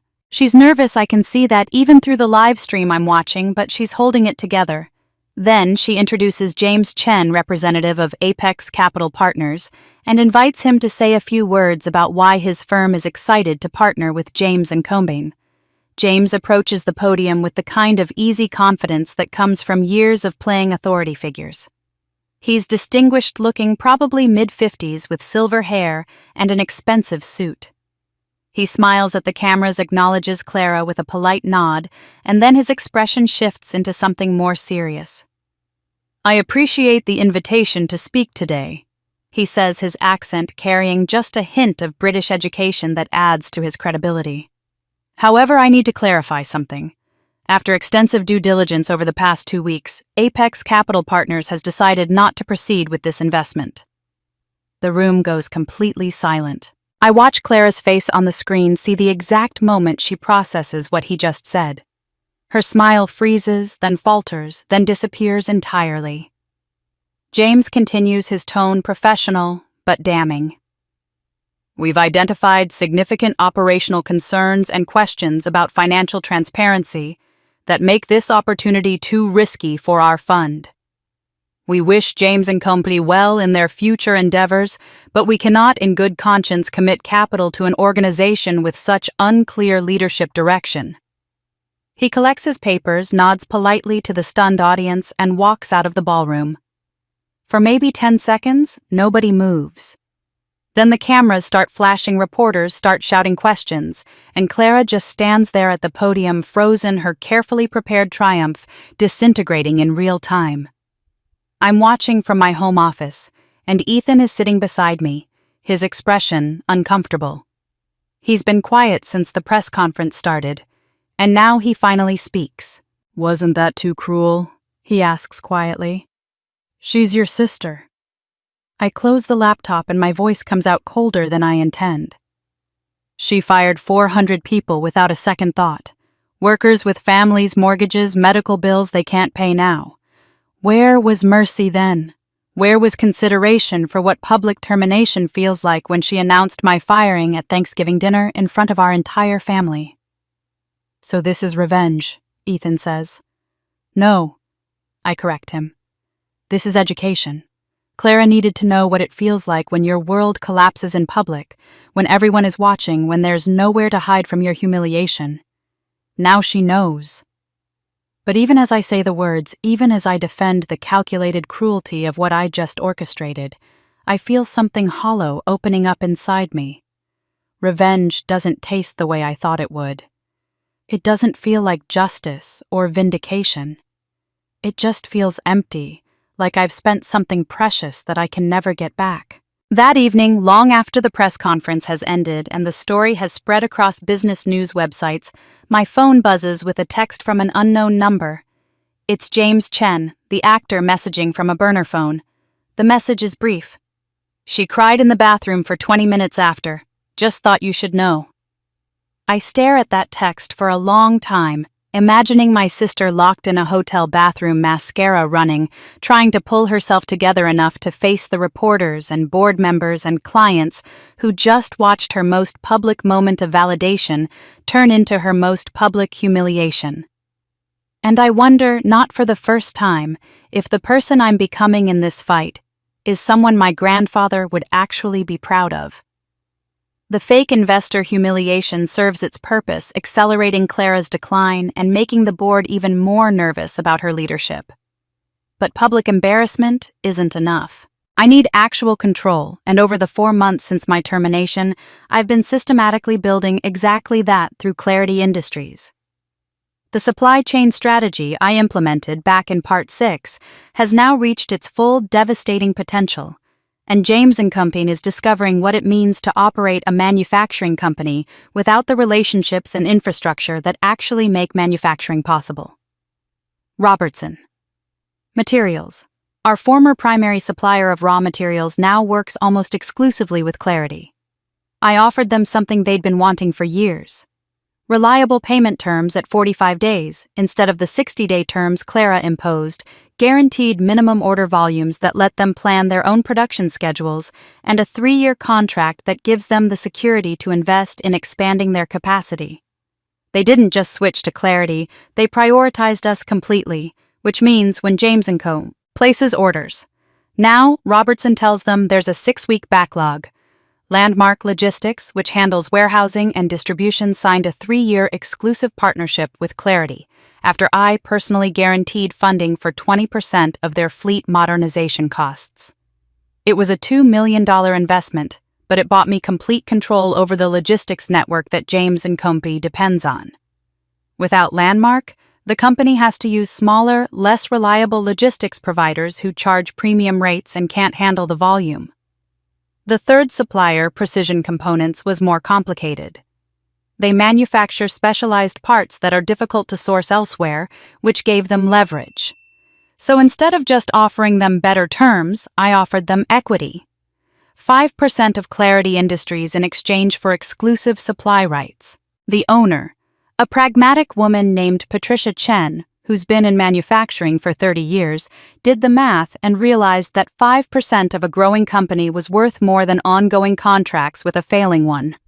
She signed the exclusivity agreement, and just like that, James & Company lost access to components they literally cannot source from anyone else without months of qualification and testing. By mid-March, 4 months after my termination, James & Company has lost 70% of its supply chain capacity. Orders that should take 2 weeks to fulfill are taking 6 weeks. Projects are delayed so long that clients are threatening to cancel and demand refunds. The company's reputation for reliability built over 50 years is disintegrating in real time. And Clara has absolutely no idea why it's happening, because she never bothered to learn who these suppliers were or why the relationships mattered. According to Raymond's reports from board meetings, Clara keeps insisting it's temporary market disruptions or industry-wide supply issues. But board members are starting to ask why competitors don't seem to be having the same problems. Why is Clarity Industries, a company that barely existed 6 months ago, apparently thriving while James and Comby can't get basic materials delivered on time? This is when my father makes his move, and I have to admit, if I didn't know his real agenda, it would almost look like he's trying to help. He comes to Clara with a solution, a new supplier consortium that's offering immediate capacity at competitive rates. The entity is called Strategic Supply Solutions, and according to the proposal, my father shows Clara, they can provide everything James and Company needs: raw materials, logistics, specialized components, all through a single integrated contract. I know about this meeting because the surveillance system in the office captures everything. I watch Clara, exhausted and desperate, listen to my father's pitch. The contract he puts in front of her is 60 pages of dense legal language, the kind of document that should be reviewed by multiple attorneys before anyone signs it. But my father assures her it's standard industry terminology, that he's already had their lawyers look at it, that they need to move quickly before the consortium's capacity gets allocated to other clients. Clara, who hasn't slept properly in weeks and is terrified of losing more clients, signs it without reading it carefully. She flips through the page's initials where my father indicates and puts her signature on the final page. The whole process takes less than 15 minutes. What Clara doesn't realize, what she would have discovered if she'd actually read Section 12, Subsection 4, is that Strategic Supply Solutions is a wholly owned subsidiary of Clarity Industries, and buried in the operational terms is a clause granting the supplier operational input rights on production decisions to ensure quality standards and delivery compliance. In plain English, that means Clarity Industries, which means I now have veto power over James & Company's manufacturing decisions. We can delay production for quality concerns. We can require consultation with management before any major orders proceed. We can essentially control when and how James & Company fulfills its obligations to clients. Clara has just signed operational control of the company to me without knowing it. The trap springs 2 weeks later when James & Company's biggest client, Hartwell Manufacturing, places a rush order for a project they need completed in 3 weeks instead of the usual 6. It's the kind of request that companies accommodate for their best clients, the kind of favor that maintains relationships. Clara, desperate to show she can still deliver results, promises it will be done. But when the production team submits the order to Strategic Supply Solutions, they receive a response citing quality assurance concerns that require additional consultation with supply chain management. The production gets delayed pending review. Clara, furious and confused, demands to speak with whoever runs Strategic Supply Solutions. The next day, a formal letter arrives on Clarity Industries' letterhead. It explains in polite corporate language that Strategic Supply Solutions is a division of Clarity Industries, and per the contract Clara signed, all production decisions affecting client commitments require advance consultation to ensure the supplier can meet quality and timeline standards. The letter offers to schedule a meeting to discuss the Hartwell order, but notes that given current capacity constraints, a 3-week timeline may not be feasible. The signature at the bottom of the letter reads, Ethan Cole, Chief Executive Officer, Clarity Industries. I'm not there to see Clara's face when she reads it, but the surveillance footage captures her reaction. She reads the letter twice, her hands starting to shake. Then she pulls out the contract she signed and starts flipping through pages with increasing desperation, finally landing on Section 12. She reads it once, then again, and I see the exact moment understanding hits her. She sets the contract down carefully, like it might explode if she moves too quickly, and she whispers to the empty office, "She owns us now." I'm in my own office at Clarity Industries when Ethan brings me a copy of the signed contract, Clara's signature clear and legally binding on the final page. I review Section 12 one more time, confirming what I already know. James & Company cannot operate without going through us, cannot fulfill client orders without our approval, cannot make strategic production decisions without our consultation. I allow myself a thin smile, the first genuine one I've had in weeks. She just signed her company over to me, I say quietly. Ethan doesn't look as pleased as I expected. What happens now? I close the contract and look at him. Now we wait for her to make one more mistake. Then we end this. With operational control secured through the supply chain contracts, I have Clara trapped in a situation she can't escape through business maneuvering alone. Now it's time to use the legal mechanism my grandfather built specifically for this moment. Raymond and I coordinate the timing carefully, ensuring that everything happens exactly according to corporate bylaws, so there's no procedural ground for challenge. The James Family Trust, acting through Barrett and Associates as legal representatives, files a formal request for an emergency shareholder meeting to address concerns about CEO performance and governance violations. The notice arrives at James & Company headquarters on a Tuesday morning, delivered by courier and requiring a signature. Clara opens it in her office, and according to the surveillance feed, I watch her face go from confused to alarmed as she reads the formal legal language. The James Family Trust holder of 40% of company shares hereby requests an emergency meeting of shareholders to vote on a motion of no confidence in current CEO leadership, citing violations of Section 47 of corporate bylaws regarding unilateral employment decisions affecting over 100 individuals without board approval. The notice is required by law to be delivered 48 hours before the meeting, which means Clara has exactly 2 days to figure out what's happening and mount some kind of defense. I watch her immediately pick up the phone and call my father, her voice high and panicked. "Dad, I just got a legal notice about the family trust calling an emergency meeting. What is this? You told me the trust was just some old paperwork Grandpa set up that didn't matter anymore." I can't hear my father's side of the conversation, but I can see Clara's reactions, her confusion deepening, her panic rising. She's saying things like, 40%, and they can remove me, and who controls it? My father apparently has no answers because Clara hangs up and immediately calls the company's legal department, demanding they investigate the trust immediately and find a way to block the meeting. Over the next 48 hours, according to Raymond, who's monitoring the situation from inside, Clara and my father hire 3 different law firms to examine the trust structure and look for procedural vulnerabilities. But my grandfather's attorneys were too good. The trust is ironclad, properly structured, legally unassailable. The bylaws clearly grant shareholders with 5% or more the right to call emergency meetings under specific circumstances. And Clara's termination of 120 warehouse workers without board approval meets those circumstances exactly. There's no legal ground to challenge the meeting or prevent it from happening. The morning of the meeting, I dress carefully in a navy suit that projects authority without arrogance, professional competence without theatricality. I want to walk into that room looking like someone who belongs there, someone who never should have been forced to leave. Ethan offers to come with me, but I tell him this is something I need to do alone. This is about my grandfather's company, my family, and the legacy I'm reclaiming. The conference room at James & Company headquarters is packed when I arrive, though I wait outside until the meeting officially begins. Through the small window in the door, I can see board members, major shareholders, company attorneys, and Clara sitting at the head of the long table. She's wearing a black suit that makes her look like she's attending a funeral, which perhaps she is in a way. Her face is pale, her hands clasped tightly in front of her. My father sits beside her, his expression carefully neutral, but his jaw tight with tension. Raymond calls the meeting to order at exactly 10 a.m.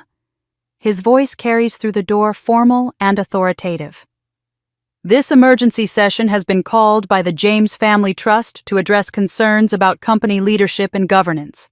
The trust holds 40% voting shares in James & Company, and per Section 47 of company bylaws, has the right to call for a vote of no confidence in CEO performance when specific conditions are met."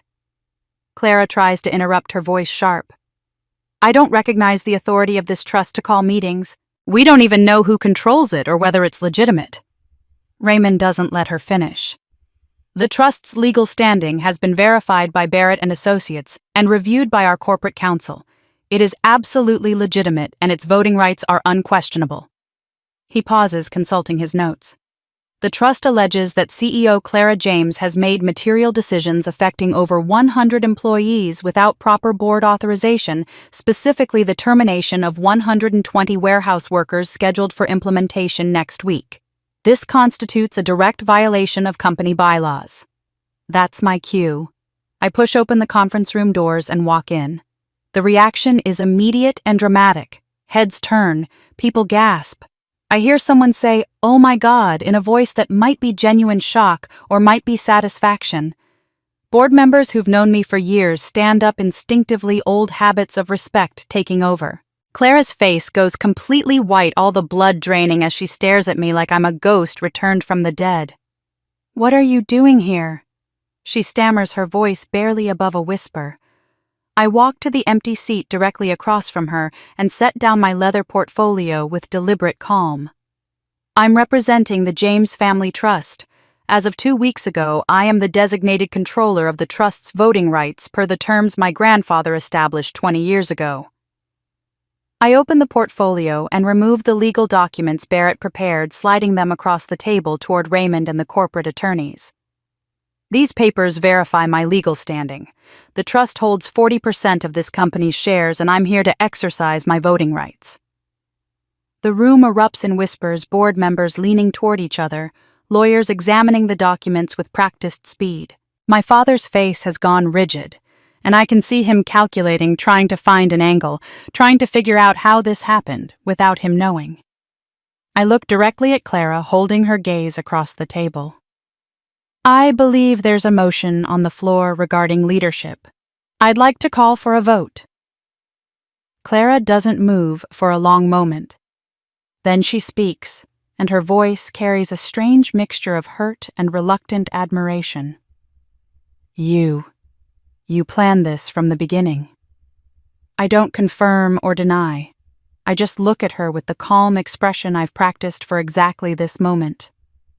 The motion is to remove Clara James as CEO for violations of corporate governance, Raymond says formally. All in favor. Raymond is about to formally state the motion when Clara suddenly pushes back her chair and stands up so abruptly that it scrapes across the floor with a harsh sound that makes several people flinch. Her face has gone from pale to flushed, and I can see desperation replacing the shock that froze her moments ago. "This is fraud!" She shouts, her voice louder than necessary in the confined space. "That trust document is fake. My father told me grandfather never set up anything like that. He would have mentioned it would have told the family about something that important." She looks wildly around the room, making eye contact with board members, searching for support for someone who will believe her. This is Melissa's revenge scheme. Don't you see? She's forged documents to steal the company because she's angry about being terminated. She probably created this fake trust months ago, planned this whole thing. My father leans toward her, tries to put a hand on her arm to calm her down, but she shakes him off. Her lawyer, a young man named David Preston who looks completely unprepared for this level of drama, clears his throat and stands as well. "We request a 30-day postponement to properly authenticate these trust documents," he says, trying to sound authoritative, but mostly sounding uncertain. Given the serious nature of Ms. Clara James's allegations, surely the board agrees that some due diligence is appropriate before proceeding with such a consequential vote. I watch several board members nod, see them whispering to each other. The accusation is serious enough that demanding verification seems reasonable, even prudent. This is exactly the kind of delaying tactic that could derail everything, give my father time to mount a real defense, possibly even find some procedural way to challenge the trust's validity. Raymond looks at me questioningly, and I can see the concern in his eyes. He's asking silently if I have an answer to this, if there's a way to proceed that won't make the board look reckless or legally vulnerable. For a moment, I let the silence hang in the room. Let Clara think she's found a lifeline. Let my father believe his daughter's desperate gambit might actually work. Then I reach into my portfolio and pull out my laptop, setting it on the table with calm deliberation. "I anticipated this accusation," I say quietly, my voice cutting through the tension. "So I brought additional verification. I connect my laptop to the conference room's display system, and the large screen on the wall flickers to life. I navigate to a video file, and before I press play, I look directly at Clara one more time. My grandfather knew someone might question the trust's legitimacy, so he created supplementary evidence 15 years ago, long before any of this current situation existed. I press play. The video quality is older, the colors slightly washed out in the way that footage from 15 years ago always looks, but the image is clear. My grandfather sits in his study, the same room where I remember spending Sunday afternoons as a teenager, while he taught me about business and integrity, and the difference between power and authority. He's wearing a cardigan, I remember, and behind him I can see the bookshelf with his collection of manufacturing journals. The timestamp in the corner reads November 2008. "I am Arthur James, founder of James & Co." His voice says, and hearing it again after all these years makes my throat tight. This recording serves as supplementary evidence for the James Family Trust, which I established in 2005. The trust holds 40% of company shares designated for specific purposes and under specific conditions. He pauses, looks directly into the camera with those sharp eyes that never missed anything. Control of this trust passes to my grandchild, who demonstrates both capability and integrity in service to the company, and who is unjustly removed from leadership by family politics rather than performance. If you're watching this recording, it means those conditions have been met. Another pause, and then his expression becomes almost gentle, the way he used to look at me when I was young, and he was teaching me something important. If anyone questions this recording's authenticity or claims the trust is fabricated, tell them to check the birthmark on Melissa's left wrist. It's a small crescent shape on the inner wrist. Only I and her mother knew about it. I never told anyone else, not even Melissa herself knows I noticed it. That detail cannot be fabricated after the fact. The video ends and the room is absolutely silent. I look toward the back of the conference room where my mother is sitting, having arrived quietly, sometime during the meeting. Her hand is covering her mouth, and I can see tears streaming down her face. She knows about the birthmark. She was there when I was born, when my grandfather first saw it and told her it looked like a little moon. I don't say anything. I simply reach across the table and slowly roll up the left sleeve of my suit jacket, then the cuff of my blouse underneath. I turn my wrist so everyone in the room can see the inner side. There, just below my wrist bone, is a small crescent-shaped birthmark, pale brown against my skin. Exactly as my grandfather described. Exactly in the place he specified. A detail that I've never thought about, never mentioned to anyone, never considered significant until this exact moment, when it becomes the irrefutable proof of everything. Raymond leans forward, studying the birthmark, then looks at the frozen image of my grandfather on the screen. He nods slowly, understanding settling over his features. The company's head lawyer, Richard Morrison, motions for my laptop. "May I examine the video file's metadata?" I hand him the computer without hesitation. He spends 3 minutes checking timestamps, file properties, digital signatures. Finally, he looks up and speaks in the careful, precise way that lawyers use when stating facts that cannot be disputed. This file was created in November 2008. The metadata is consistent with that date. There are no signs of alteration, no evidence of recent editing, no indication that the video has been manipulated in any way. Based on my examination, this recording is authentic. Clara sinks back into her chair like someone has cut the strings holding her upright. All the fight, all the desperate energy that animated her accusation drains away completely.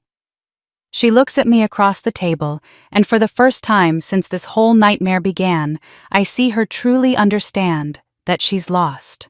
Not just this vote, not just the CEO position, but the entire war she didn't even know she was fighting.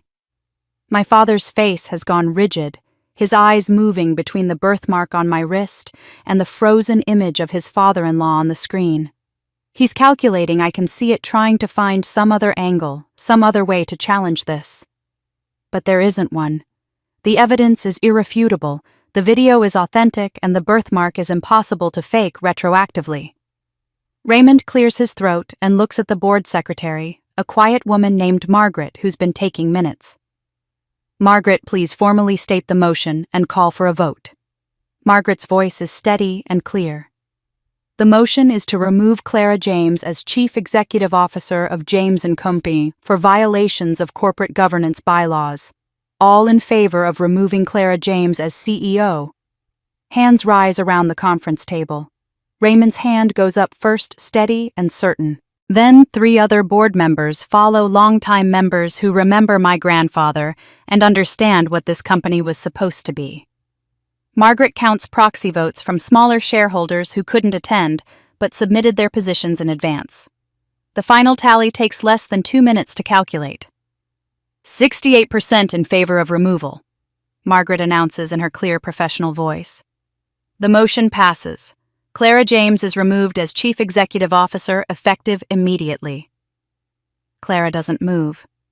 She sits perfectly still in her chair, staring at the table in front of her, like if she doesn't look up, doesn't acknowledge what just happened, maybe it won't be real. My father's hand is on her shoulder, but she doesn't seem to notice. The fight has gone out of her completely. Raymond turns to me, his expression carefully neutral despite what I suspect is relief underneath. Does the trust have a nomination for replacement leadership? I stand, and the formality of the moment feels surreal after months of operating in shadows and through proxies. I nominate myself as interim chief executive officer subject to board approval until permanent leadership can be properly evaluated through normal governance processes. Second, Raymond says immediately. All in favor of appointing Melissa James as interim CEO, Margaret asks. More hands rise this time. Even board members who seemed uncertain about removing Clara apparently have no problem with me taking over. The final vote is 71% in favor. Just like that, with 2 votes taking less than 5 minutes combined, I've reclaimed the position that was stolen from me 4 months ago. But as I sit back down and accept quiet congratulations from Raymond and other board members as I watch Clara gather her things and leave the conference room without looking at anyone, I don't feel the triumph I expected.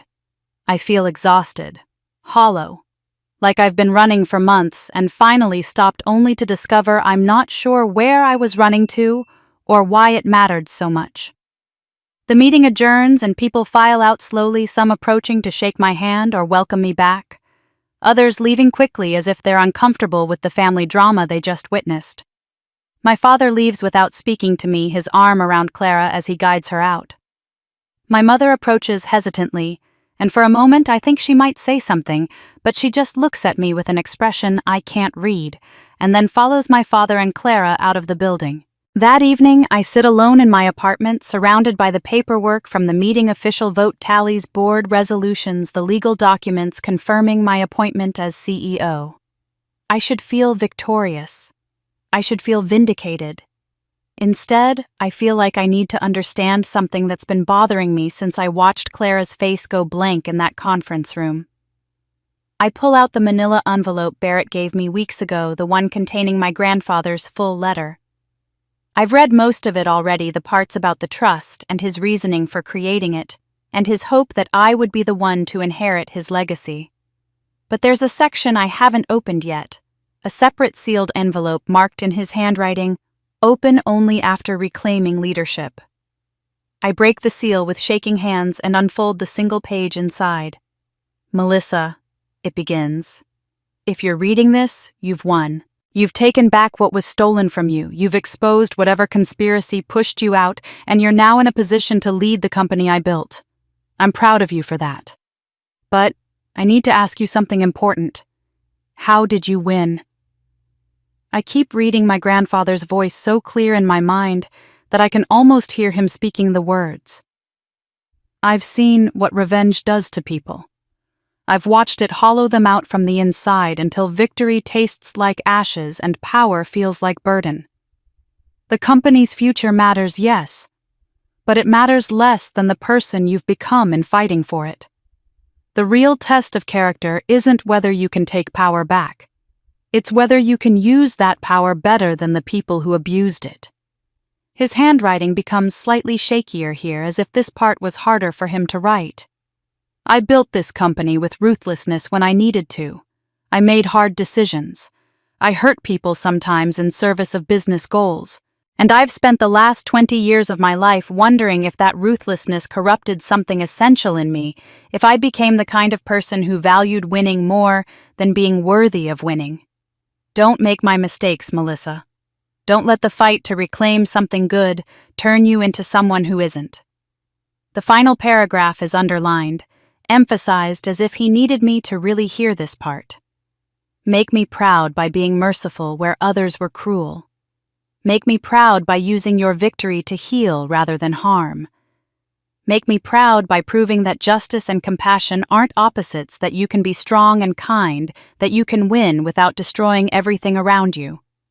The company will survive or fail based on business decisions, but your character will define who you become in the years after this fight is over. Choose wisely. I set down the letter and close my eyes, and all I can see is the sequence of moves I made over the past 4 months. The fake investor who humiliated Clara in front of the press. The supply chain trap that strangled the company she was trying to run.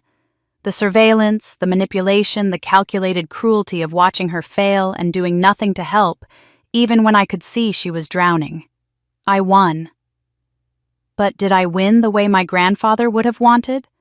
Or did I just become another version of the people who hurt me, justified by righteousness, but ultimately driven by the same impulse to dominate and punish? The question sits in my chest like a weight, and I don't have an answer. My phone buzzes on the coffee table, pulling me out of my thoughts. It's a text from a number I don't recognize, but the message makes my blood run cold. This is Mercy General Hospital. Clara James has been admitted to the emergency department. You're listed as her emergency contact. Please call this number immediately.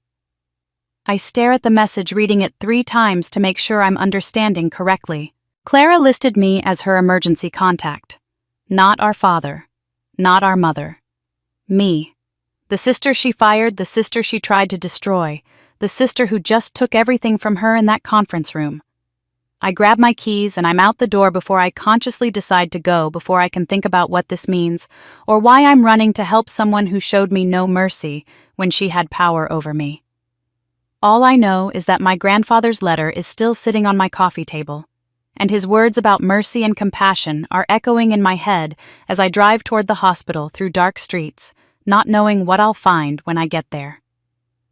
I'm halfway to the hospital when my phone rings with a call from the forensic lab. The toxicologist who analyzed my grandfather's medication bottles has completed the official report and wants to discuss the findings with me directly. I pull over into a parking lot, hands already shaking before I even answer the call. Some instinct telling me that whatever she's about to say will change everything. The report she emails while we're on the phone is dense with technical terminology and chemical analysis, but the conclusion is unambiguous. Chronic arsenic poisoning administered over approximately 6 months before death. The pattern of dosing indicates deliberate, calculated poisoning specifically designed to mimic the symptoms of progressive heart failure. The toxicologist's voice is professional, but carries an edge of something darker, as she explains that the doses were carefully calibrated to be fatal over time, but not immediately suspicious, avoiding the acute symptoms that might have triggered investigation. This wasn't accidental exposure or environmental contamination, she says. Whoever did this had knowledge of medicine or chemistry. They knew exactly what they were doing and exactly how long it would take. I sit in my car reading the report 3 times, the words blurring as tears I didn't know I was crying make it hard to see. My grandfather was murdered. Not just killed, but slowly, methodically poisoned over half a year, while everyone who loved him watched him deteriorate and believed it was just his heart giving out. I think about those last months visiting him in the hospital, holding his hand while he struggled to breathe, listening to doctors talk about cardiac decline as if it were inevitable. And all the while, someone was feeding him poison. The hospital can wait. Clara can wait. Right now, I need answers from the one person who might have them. I drive to my parents' house, the estate where I grew up, where that terrible Thanksgiving dinner happened 4 months ago. My mother answers the door in a bathrobe, even though it's early evening, and I'm struck by how much older she looks, how fragile, as if the stress of the past months has aged her a decade. "You knew," I say without preamble, holding up the lab report. You knew he was being poisoned. Her face crumbles and she starts crying before I even finish the sentence. I suspected, she whispers. The symptoms didn't make sense for heart disease. The confusion, the tremors, the way his personality changed those last months.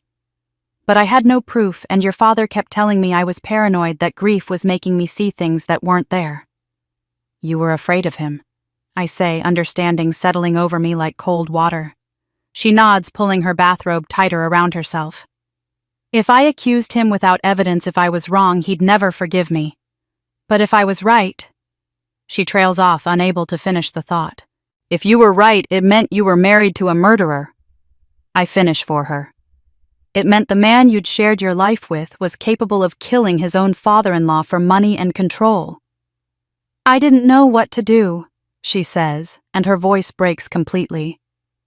I was afraid if I pushed too hard, if I threatened to expose him, he might hurt me or hurt you girls. I just knew that if he could poison someone he'd known for 40 years, someone who trusted him, then what else was he capable of? I look at this woman who gave birth to me, who favored my sister my entire life, who stood by silently while I was betrayed and humiliated. And I see not a villain, but another victim trapped by fear and complicity in something she didn't know how to stop. I'm going to the police, I tell her. I have to. Grandpa deserves justice and Dad needs to be stopped before he hurts anyone else.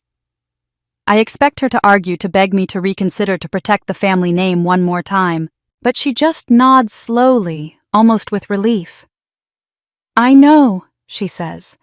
I've been waiting 15 years for someone to be brave enough to do what I couldn't. I turn to leave the lab report heavy in my hand when my mother grabs my arm with surprising strength. Wait, she says urgently. There's something else you need to know.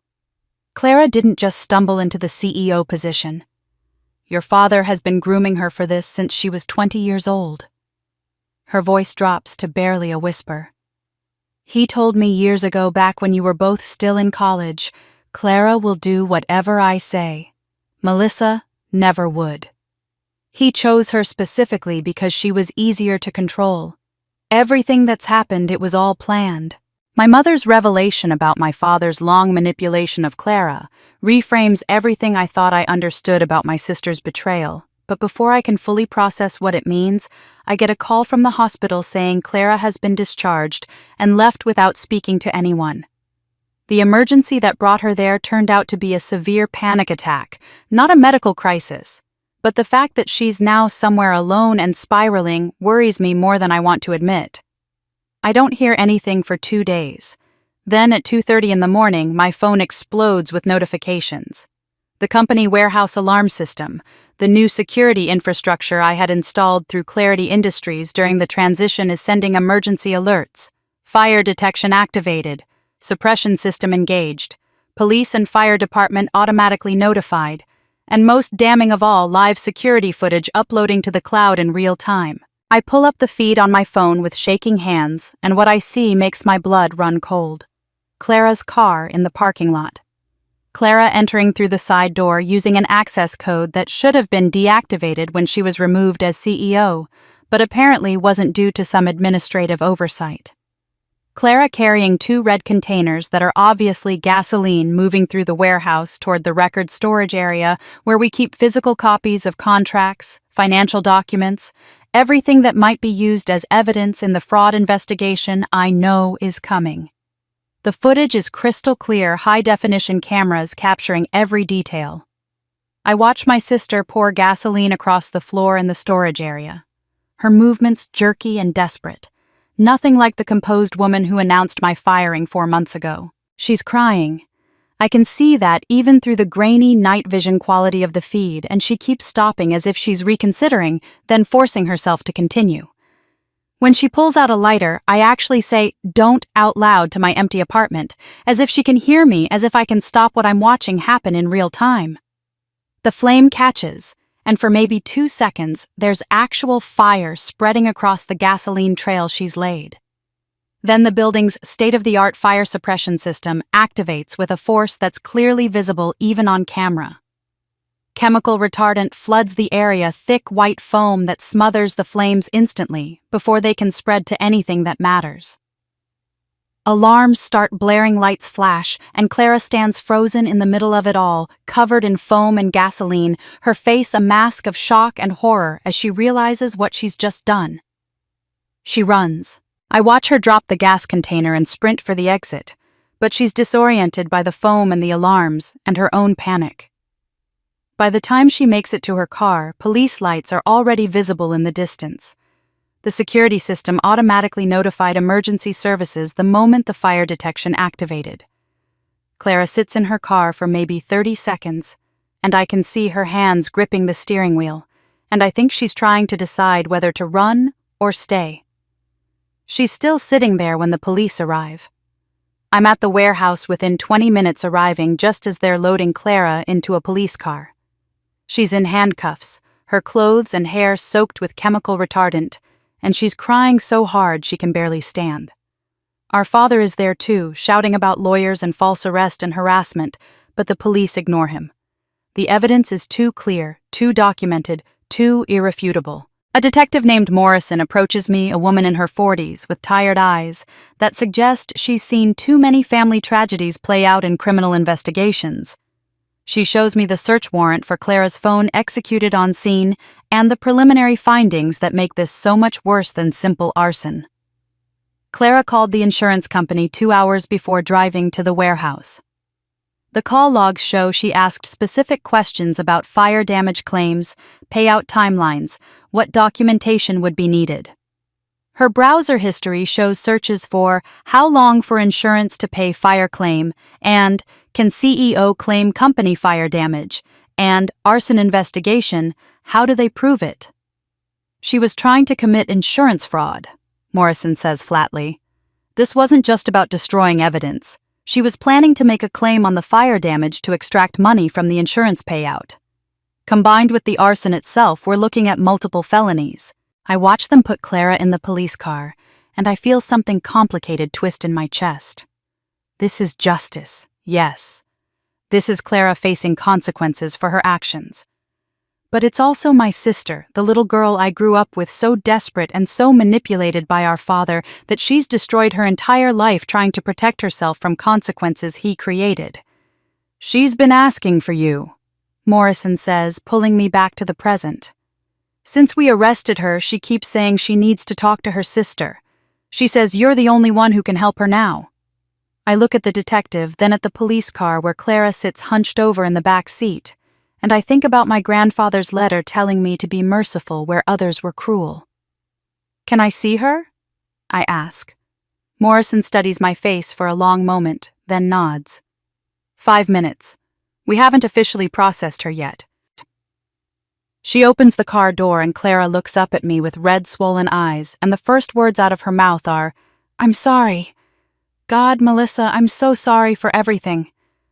Those 5 minutes in the police car with Clara changed something fundamental in how I see this entire situation. She's not my enemy anymore if she ever really was. She's another casualty of our father's ambition and manipulation, and watching her face criminal charges for crimes she committed while trying to escape the trap he built around her feels less like justice and more like allowing him to claim one more victim. The arraignment happens 3 days later. Clara is formally charged with attempted arson, attempted insurance fraud, and destruction of corporate property.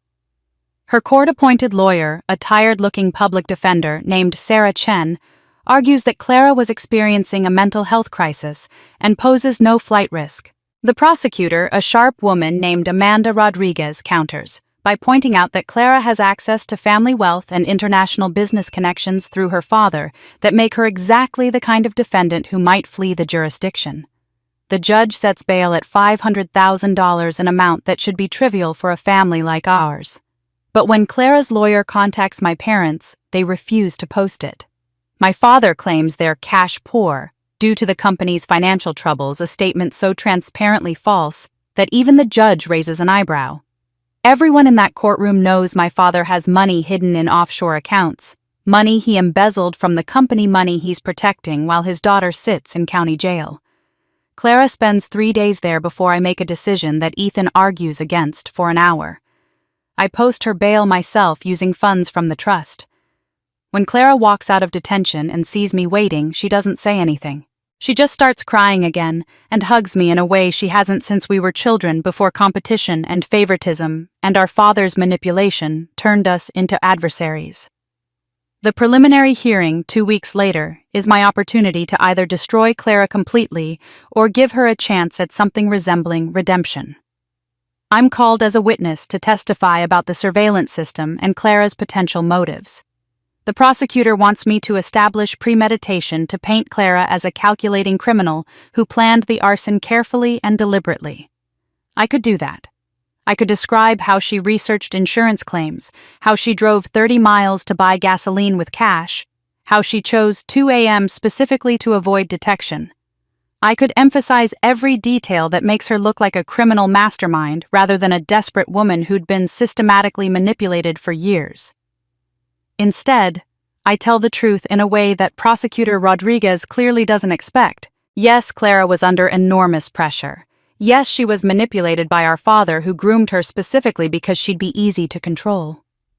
Yes, she made terrible choices, but she made them while being exploited by someone she trusted, someone who should have protected her, but instead used her as a tool for his own crimes. Rodriguez looks increasingly frustrated as I testify, and I can see her trying to redirect my answers toward criminal intent rather than victimization. But I've made my decision. My father turned Clara into his puppet and his scapegoat. I won't let him turn her into his final victim by allowing the legal system to punish her with the full force she probably deserves while he escapes scrutiny. The plea deal comes together over the following week. 6 months in county jail with time already served counting toward the sentence, 500 hours of community service, 5 years of probation, and a permanent ban from holding corporate officer positions in any public company. It's lenient given the charges, and I know it's only possible because of how I testified. At the sentencing hearing, Judge Patricia Morrison accepts the plea but looks directly at Clara with an expression that's stern but not unkind. Ms. James, you're receiving leniency primarily because of your sister's testimony and my assessment that you were manipulated by someone who should have protected you. I suggest you reflect deeply on who your real family is and who your enemies are. Don't confuse the two again. Clara standing in an Orange County jail jumpsuit that makes her look younger and more vulnerable than I've ever seen her nods without speaking. Her eyes find mine across the courtroom and I see gratitude there, and shame, and something that might be the beginning of understanding. As I leave the courthouse, threading through the reporters and cameras that have made this case a local news sensation, a man in a dark suit approaches me. He's tall, probably in his 50s, with the kind of careful, neutral expression that screams federal law enforcement. Ms. James, he says, showing me a badge. I'm Special Agent David Park with the FBI. We'd like to talk to you about your father. Agent Park leads me to a quiet conference room in the federal building downtown, and over the next 3 hours I learn that the FBI's white-collar crime division has been investigating James and Comte for 6 months. The investigation started when unusual financial patterns flagged in their monitoring systems patterns that aligned almost exactly with the fraudulent transactions Ethan had already discovered. Combined with the evidence we'd gathered, the documents Clara unknowingly signed, and now the arson attempt that suggested someone was desperate to destroy records they had enough for search warrants. The raids happened simultaneously the next morning. Federal agents hit my father's home office while he's still drinking his coffee, and another team descends on his private office at the company headquarters. I watched the news coverage from my apartment, seeing agents carrying boxes of files and computers out of places my father thought were secure, untouchable. They seize everything: hard drives, file cabinets, the personal laptop he thought was encrypted beyond anyone's ability to crack. What they find is even more damning than I expected. Documents directly connecting my father to every shell company used in the embezzlement scheme. Bank records showing he personally received funds from those fraudulent transactions. Email chains discussing the Chinese merger deal, including his $25 million advisory fee. But the most chilling discovery comes from encrypted emails that the FBI's cyber forensics team manages to decrypt within days. Need to deal with the Melissa situation before she causes real problems. One email reads sent to an unknown recipient 8 months ago. Another sent just weeks before my grandfather's death, 15 years earlier, says simply, "The old man knows too much. This needs to be resolved quickly." When Agent Park shows me these emails in a subsequent meeting, I feel physically ill. My father wasn't just stealing from the company or manipulating his daughters. He was actively planning to eliminate anyone who threatened his control, and that included both me and my grandfather. The arsenic forensic report becomes the cornerstone of something I never expected: a murder investigation. The FBI reopens my grandfather's death as a potential homicide, and suddenly detectives are interviewing everyone who knew him during those final months. His former doctor, Dr. Richard Chen, admits in a formal statement that he always thought the decline seemed inconsistent with typical heart disease progression, but had no reason to suspect foul play at the time. The pharmacy records Agent Park's team subpoenas reveal something that makes the circumstantial case significantly stronger. 15 years ago, my father briefly owned a pest control business, officially registered for managing his vacation property in the mountains. The business lasted less than a year and seemed like an odd vanity project at the time. But pest control businesses have legal access to various poisons, including arsenic-based compounds. The timing of this business coincides almost exactly with the 6-month period when my grandfather was being poisoned. The arrest happens on a Thursday afternoon at my father's golf club, where he's apparently been spending most of his time since the FBI raids, probably thinking that maintaining his normal routine makes him look innocent. Federal agents walk onto the 18th green in front of his regular foursome, in front of the club members, having lunch on the terrace in front of everyone who's known him as a successful businessman and pillar of the community. The charges are read clearly enough that I can hear them on the news coverage later: wire fraud, embezzlement, conspiracy to commit securities fraud, and first-degree murder. The murder charge is based on the arsenic evidence, the pharmacy records witness testimony about his motive and opportunity, and those encrypted emails that suggest premeditation. His lawyers immediately request bail, arguing that he's a longtime community member with no criminal record and no reason to flee. But Agent Park has prepared for this. He presents evidence of my father's offshore accounts, his connections to international business entities, and his documented history of manipulation and deception. The federal magistrate denies bail, citing flight risk and the seriousness of the murder charge. For the first time in his life, my father has no power, no control, no ability to manipulate the situation or the people around him. He'll await trial in federal detention, and no amount of money or connections can change that. I watch the evening news coverage showing my father in handcuffs being led into the federal courthouse, and I think about everything he destroyed in pursuit of control and wealth. My grandfather's life, Clara's future, my career and reputation, our family's integrity, the company my grandfather built with honest work. And I realize something that feels like peace settling over me for the first time in months. This isn't revenge. This is justice. Finally, my father's arrest brings a sense of justice, but it doesn't bring closure. There's still one relationship that needs resolution, one person I need to face before I can truly move forward. 2 days after my father is denied bail, I drive to the county jail to visit Clara. The visiting area is depressing, in the way all institutional spaces are, with its scratched plexiglass partitions and metal stools bolted to the floor and fluorescent lighting that makes everyone look sick. When they bring Clara out, I barely recognize her. She's wearing an Orange County jail uniform that hangs loose on her frame, her hair pulled back in a simple ponytail with no styling, her face completely bare of the makeup she used to apply so carefully every morning. She looks younger somehow, more like the little sister I remember from childhood than the polished, ambitious woman who announced my firing at Thanksgiving dinner. She sits down on the other side of the glass partition and picks up the phone. For a long moment, neither of us speaks. Then Clara's composure cracks and she starts crying, not the delicate tears she used to produce when she wanted sympathy, but deep, wrenching sobs that shake her whole body. "I hate him," she says when she can finally speak. I hate Dad so much. I thought he loved me, Melissa. I really believed that. I thought he saw something special in me, that he believed I could actually lead the company. She wipes her face with the back of her hand. But I was just useful to him. That's all either of us ever were. When you were useful, he used you to build the company and manage the finances. When you became inconvenient because you actually understood what was happening, he tried to destroy you. And when he needed a puppet CEO who wouldn't ask questions, he used me. I feel my own throat tighten with emotion I wasn't prepared for. Clara. I knew what I was doing at Thanksgiving was cruel. She interrupts, needing to get this out. When I announced you were being fired in front of everyone, I knew it was a terrible thing to do. I told myself I deserved the CEO position, that I'd earned it somehow, that you'd had your chance, and now it was my turn. But that was all lies, I told myself, because the truth was too hard to face. The truth was that I didn't deserve it, and Dad chose me specifically because I was weak enough to control.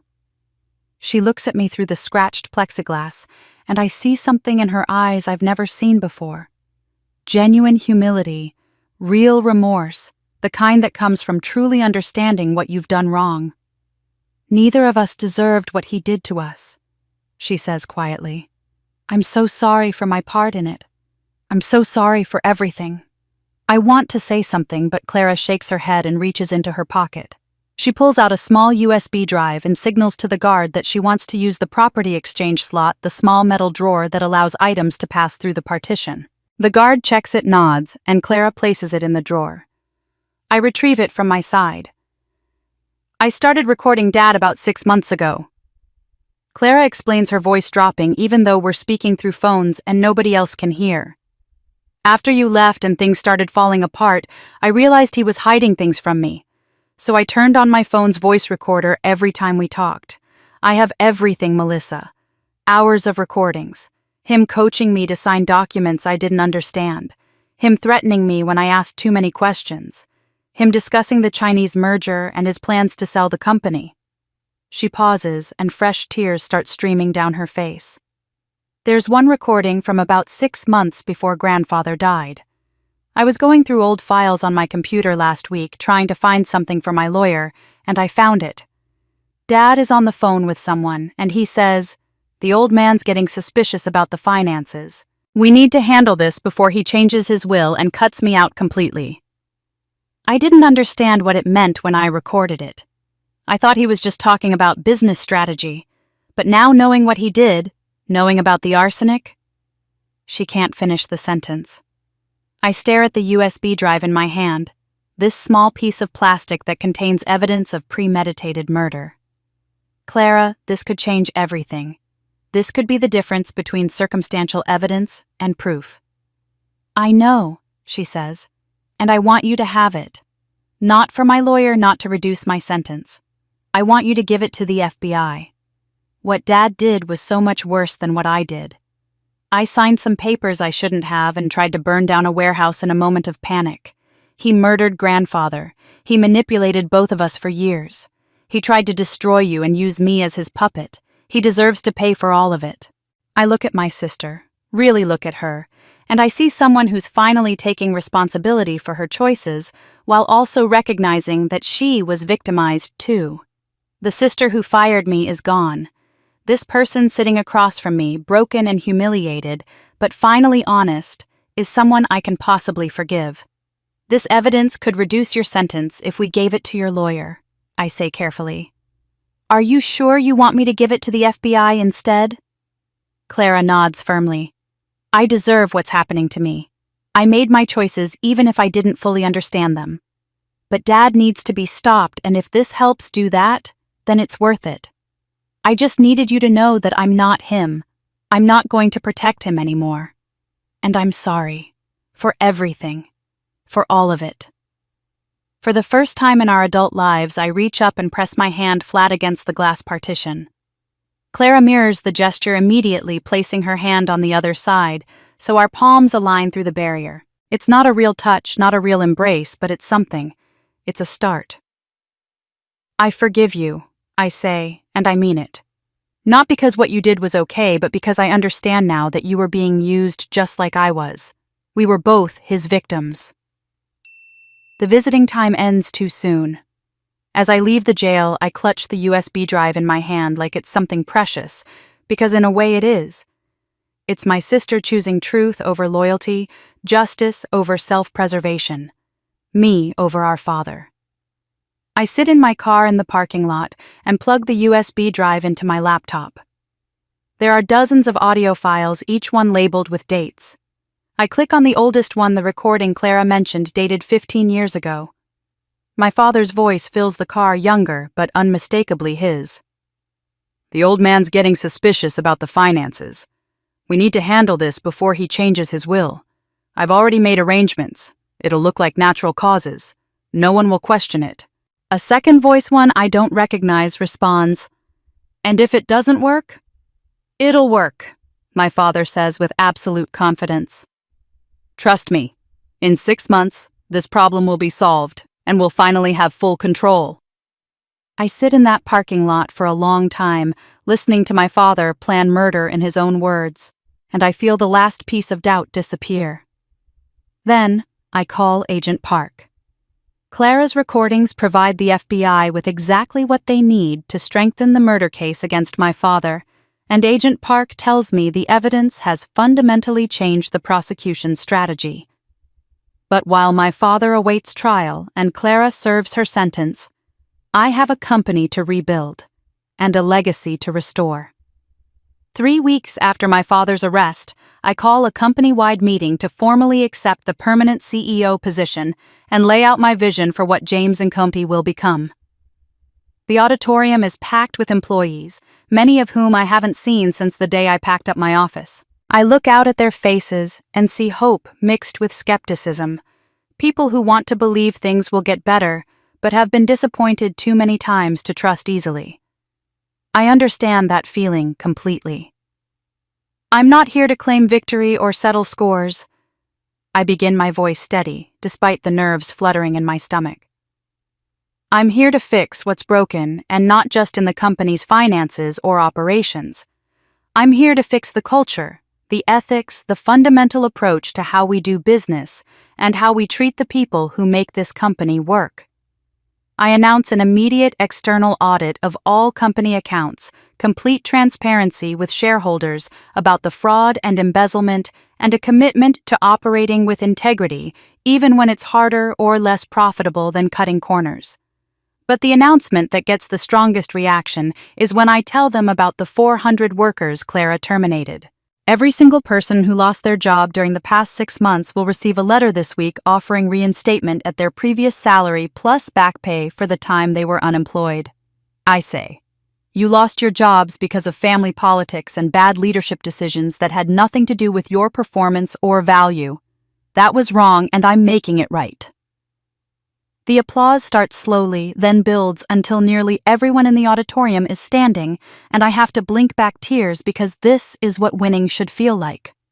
Not the boardroom victory or the courtroom vindication, but this moment when people who were hurt are being told they matter.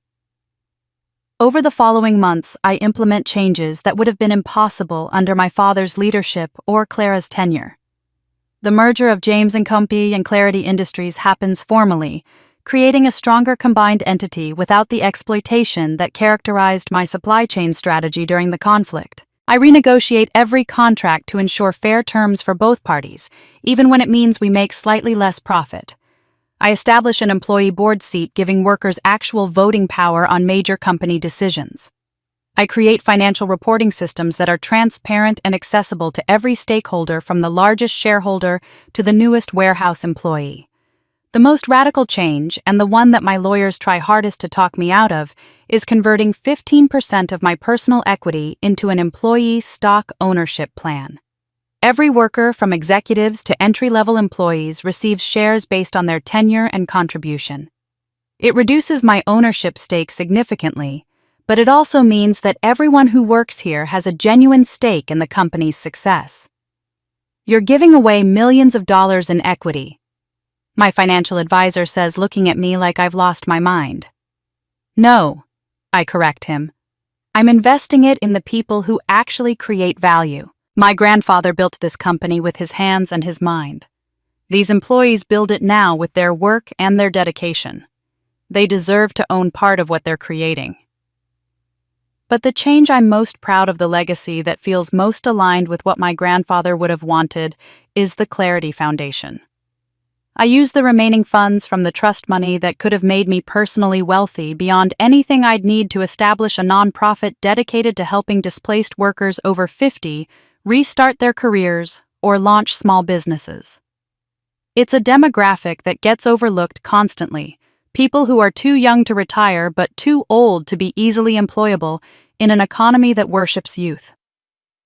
The foundation's first beneficiaries are the 400 workers Clara fired.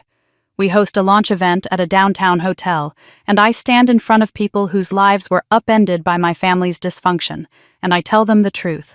You lost your jobs because of family politics, because of power struggles that had nothing to do with your value or your contributions. That was profoundly wrong. This foundation is my attempt to make it right, not just with money, but with opportunity.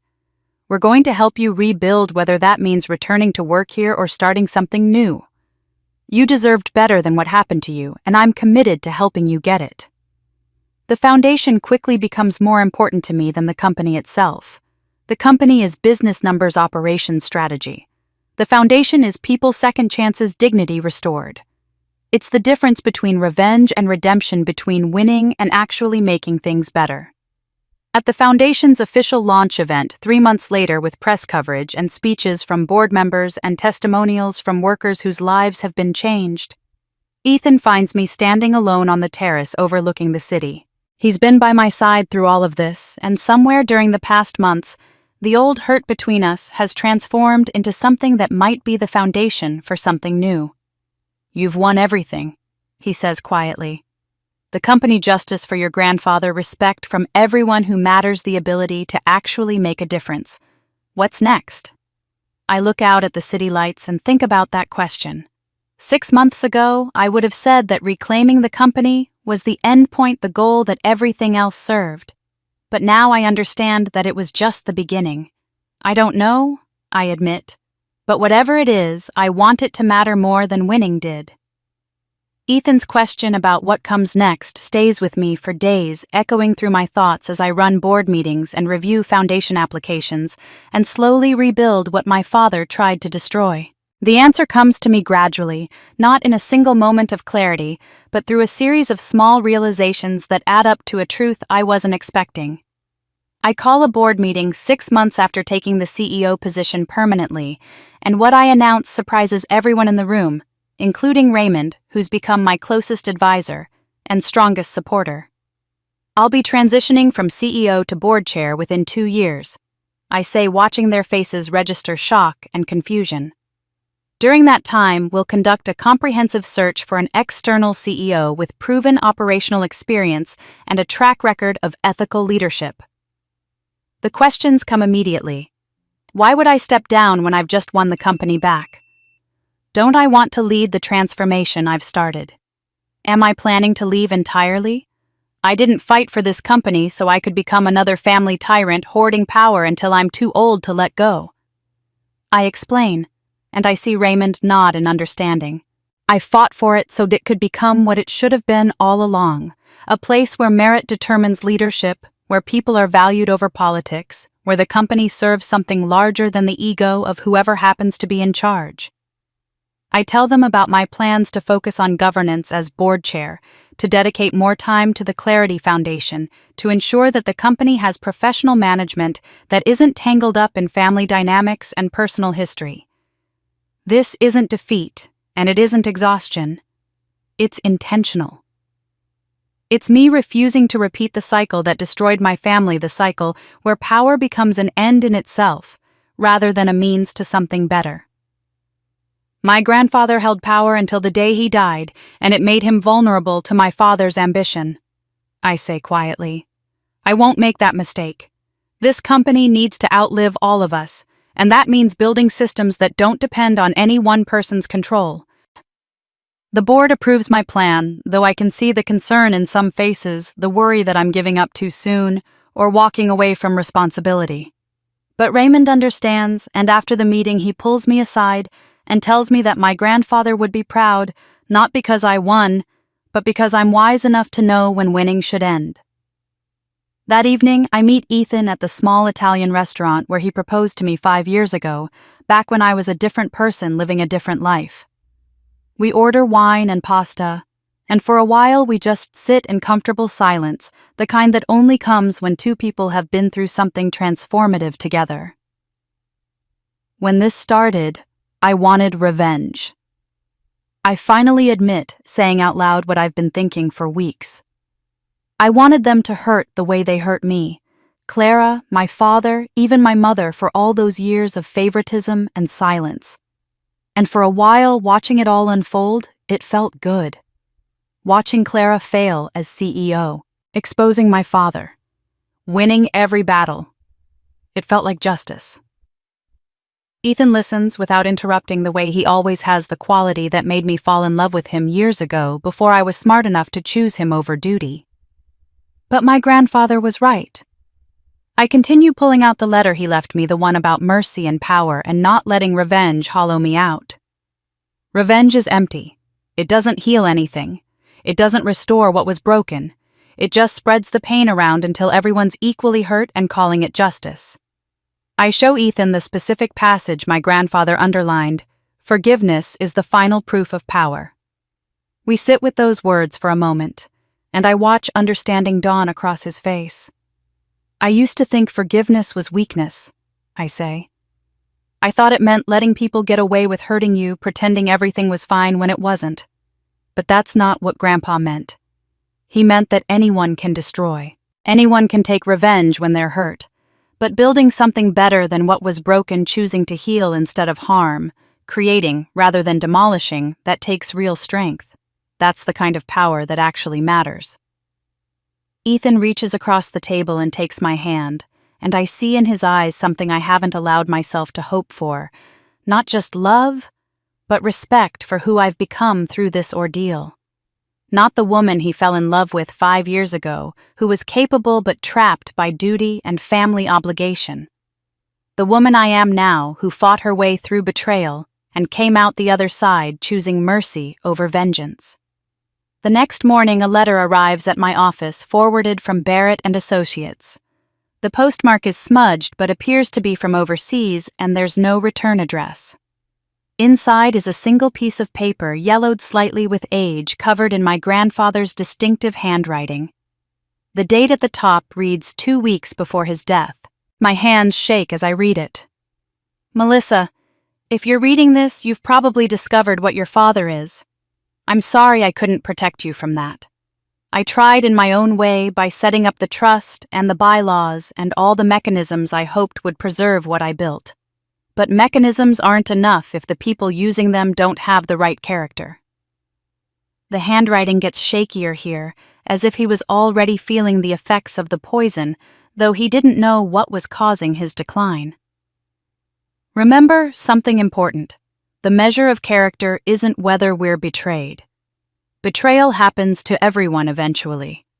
The measure of character is how we respond to that betrayal.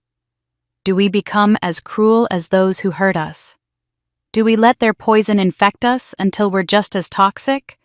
Or do we choose to be better than they were even when being better is harder? The final paragraph is underlined, twice emphasized so heavily the pen nearly tore through the paper. Win with honor, Melissa, or the victory isn't worth having. Win with mercy, or you'll lose yourself in the process. Win with the understanding that how you win matters more than whether you win. I built this company with too much ruthlessness and not enough compassion. Don't repeat my mistakes. Be better than I was. I read the letter 3 times, then carefully tape it to my office wall next to my degrees and awards and the photo of my grandfather from his company's founding. It becomes my touchstone, my reminder of why I fought and why I need to stop fighting now. Ethan comes to my office that afternoon and finds me staring at the letter. He reads it over my shoulder, then asks the question that's been hanging between us for months. So, was this your revenge? All of it? The company, the foundation, Clara's arrest, your father facing murder charges. Was it revenge?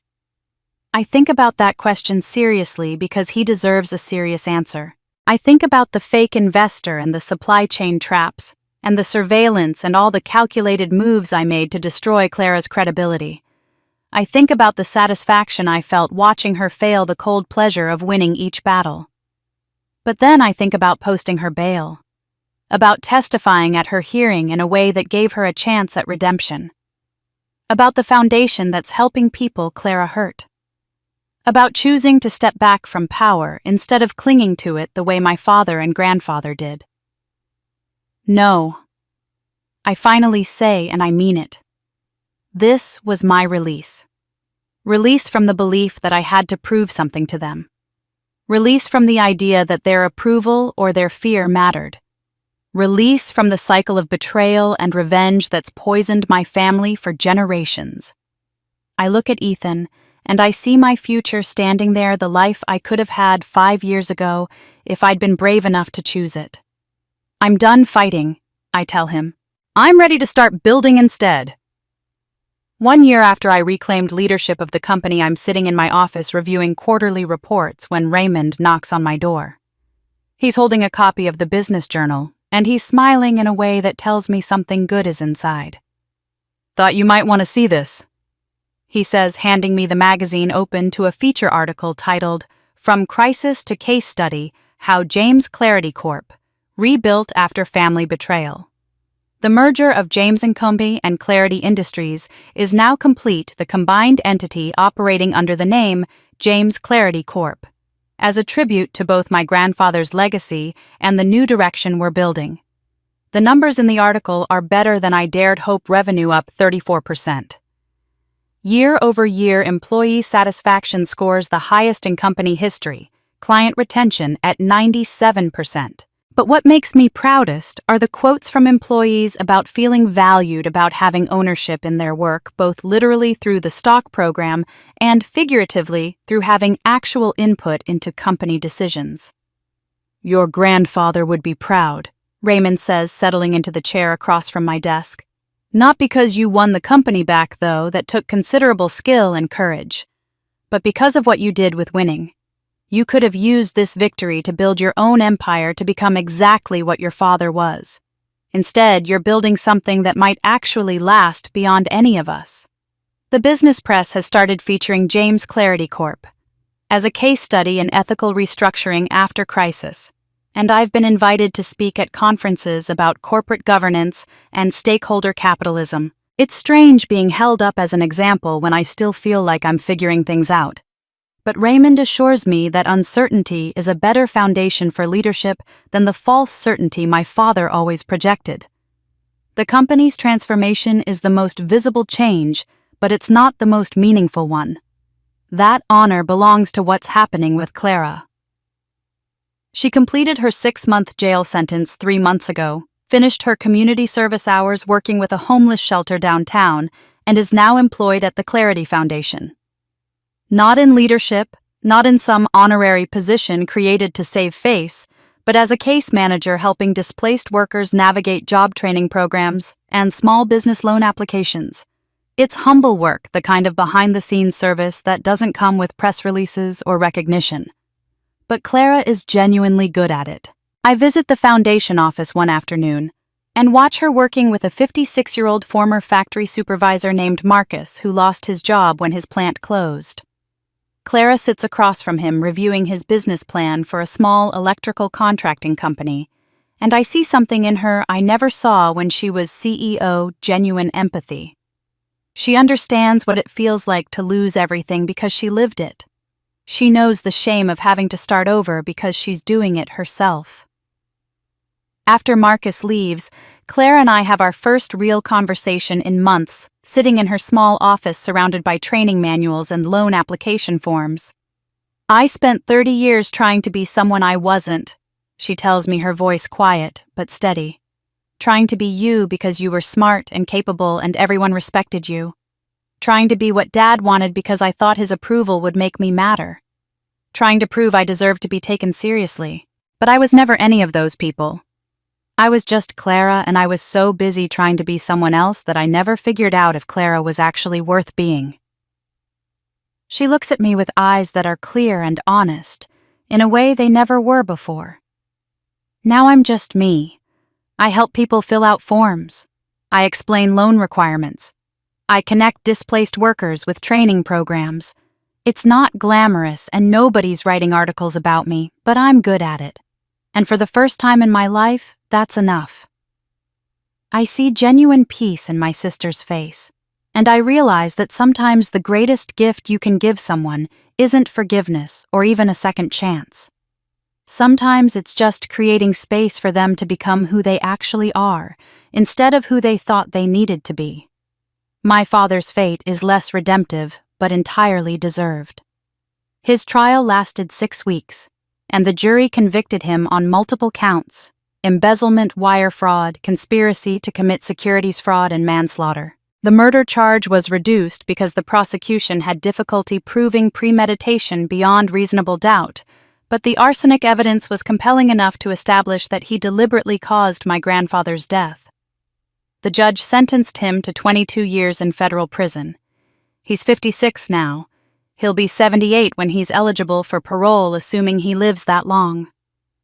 The family estate was seized and sold to pay restitution to defrauded investors and cover legal fees. My mother filed for divorce before the trial even ended, and she now lives in a small condo near the lake, attending therapy twice a week and slowly, carefully rebuilding relationships with both Clara and me. Some wounds heal. Some just become scars we learn to live with. My mother's complicity in my grandfather's death. Her years of silence about my father's crimes. Her favoritism that damaged both her daughters. These aren't things that disappear with apologies or therapy. But she's trying, and I've learned that sometimes trying is the most we can ask of people who've spent decades making the wrong choices. I'm reviewing foundation applications one afternoon when an email arrives from an address I don't recognize. The subject line simply says, "Thank you." And when I open it, I find a message that makes everything I've been through feel worth it. Ms. James, my name is Robert Chen. You don't know me, but 18 months ago your sister fired me from a warehouse supervisor position I'd held for 12 years. I was 54 years old and I thought my working life was over.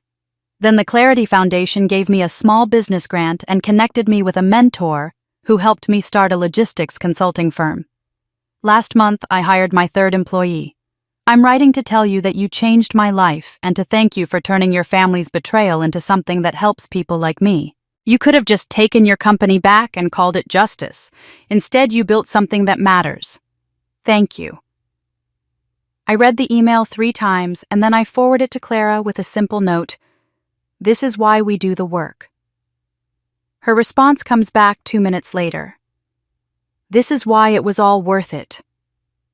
Robert Chen's email is the first of many, but a week later I receive one that affects me more deeply than all the others combined.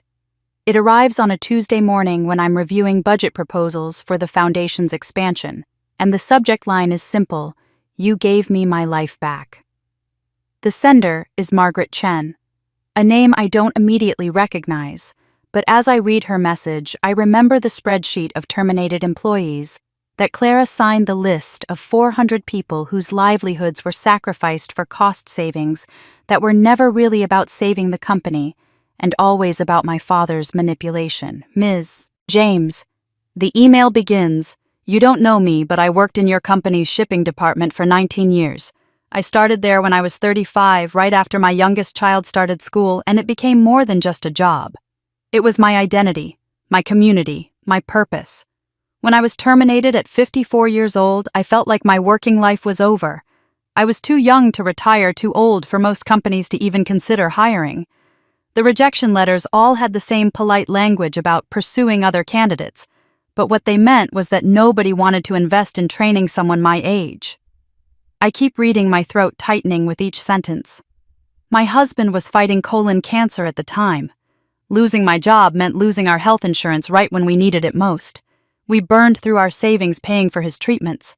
We almost lost our house. I took whatever work I could find. Retail jobs, cleaning houses, anything that would bring in money, but it was never enough. I stopped sleeping. I stopped believing things could get better. I thought my life was effectively over, that everything I'd worked for was gone and there was no way back. The email continues, and I have to pause to wipe my eyes because I can see Margaret so clearly now, not as a name on a spreadsheet, but as a real person whose life was upended by decisions she had no control over. Then the Clarity Foundation reached out.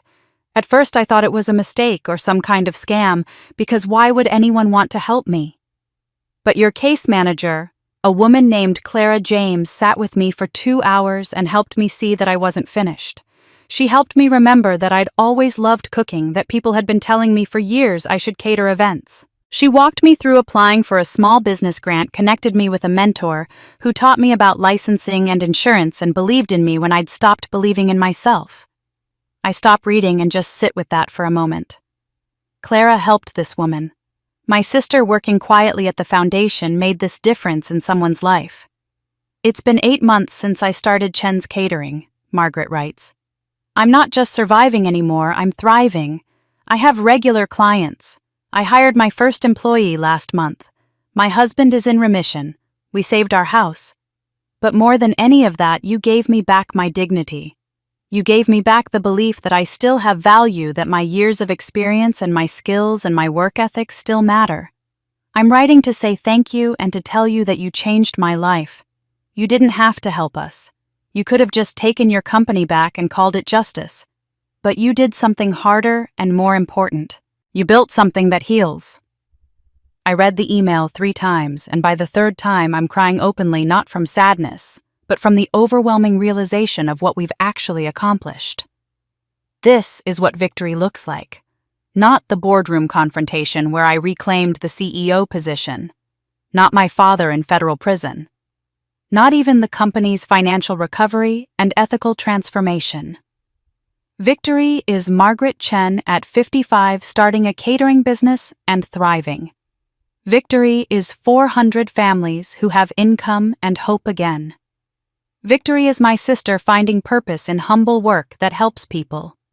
Victory is turning the worst thing that ever happened to me into something that makes other people's lives better. I print Margaret's email and take it to a frame shop during my lunch break. When I return, I hang it on my office wall next to my grandfather's letter about winning with honor. These 2 pieces of paper, more than any award or recognition or business achievement, represent what matters. These are the things worth fighting for. That evening, Ethan picks me up at 6 o'clock and drives us to Salvatore's, the small Italian restaurant we used to go to when we were young colleagues falling in love before duty and family obligation complicated everything. The owner, an elderly man named Sal, who still works the front of house every night, remembers us and gives us the corner table by the window, the one we always preferred. We order wine and the pasta dishes we used to share, and for a while we just enjoy the comfort of being together without crisis or strategy or planning defining every moment. Then Ethan sets down his fork and looks at me with an expression I can't quite read. 5 years ago, he says quietly, I asked you to marry me. We were sitting at this exact table and I had the whole speech prepared about building a life together, about choosing each other over everything else. And you said no. I feel my chest tighten with old regret. Ethan, let me finish, he says gently. You said no because you couldn't leave the company when your family needed you, when you felt responsible for holding everything together. I was hurt, and I left and we didn't speak for 2 years. But I understood even then that you were choosing duty over love because that's who you are. That's part of why I loved you. He reaches across the table and takes my hand. You've saved the company now. You've exposed the fraud, removed the people who were destroying it, rebuilt it into something your grandfather would actually be proud of. You've done everything you said you needed to do. So I'm asking again, Melissa. Not because I'm trying to claim you or possess you or make you choose between me and anything else, but because I love you. Because I've loved you for 7 years through everything. Because I think we've both waited long enough. I look at this man who proposed to me once before, who walked away when I chose obligation over happiness, who came back when I needed him and helped me through the darkest period of my life without asking for anything in return.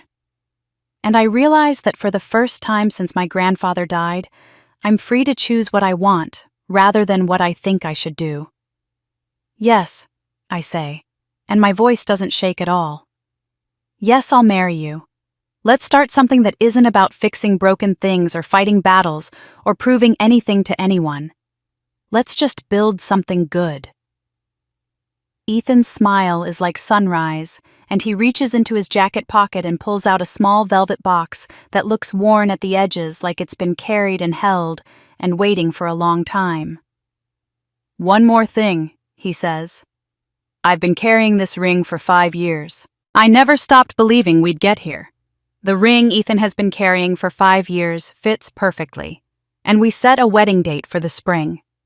But before that, there's one more milestone I need to mark, one more circle I need to close." Thanksgiving arrives again 1 year and 3 weeks since the night Clara stood up in our family's estate and announced my termination like it was something to celebrate. This Thanksgiving is different in every way that matters. We gather in my house, the one I bought 6 months ago, with money from my salary rather than family wealth. It's smaller than the estate, cozier, filled with furniture I chose myself rather than inherited. The dining room table seats 8 comfortably, and tonight every seat is filled with people who earned their place through loyalty and love rather than blood obligation.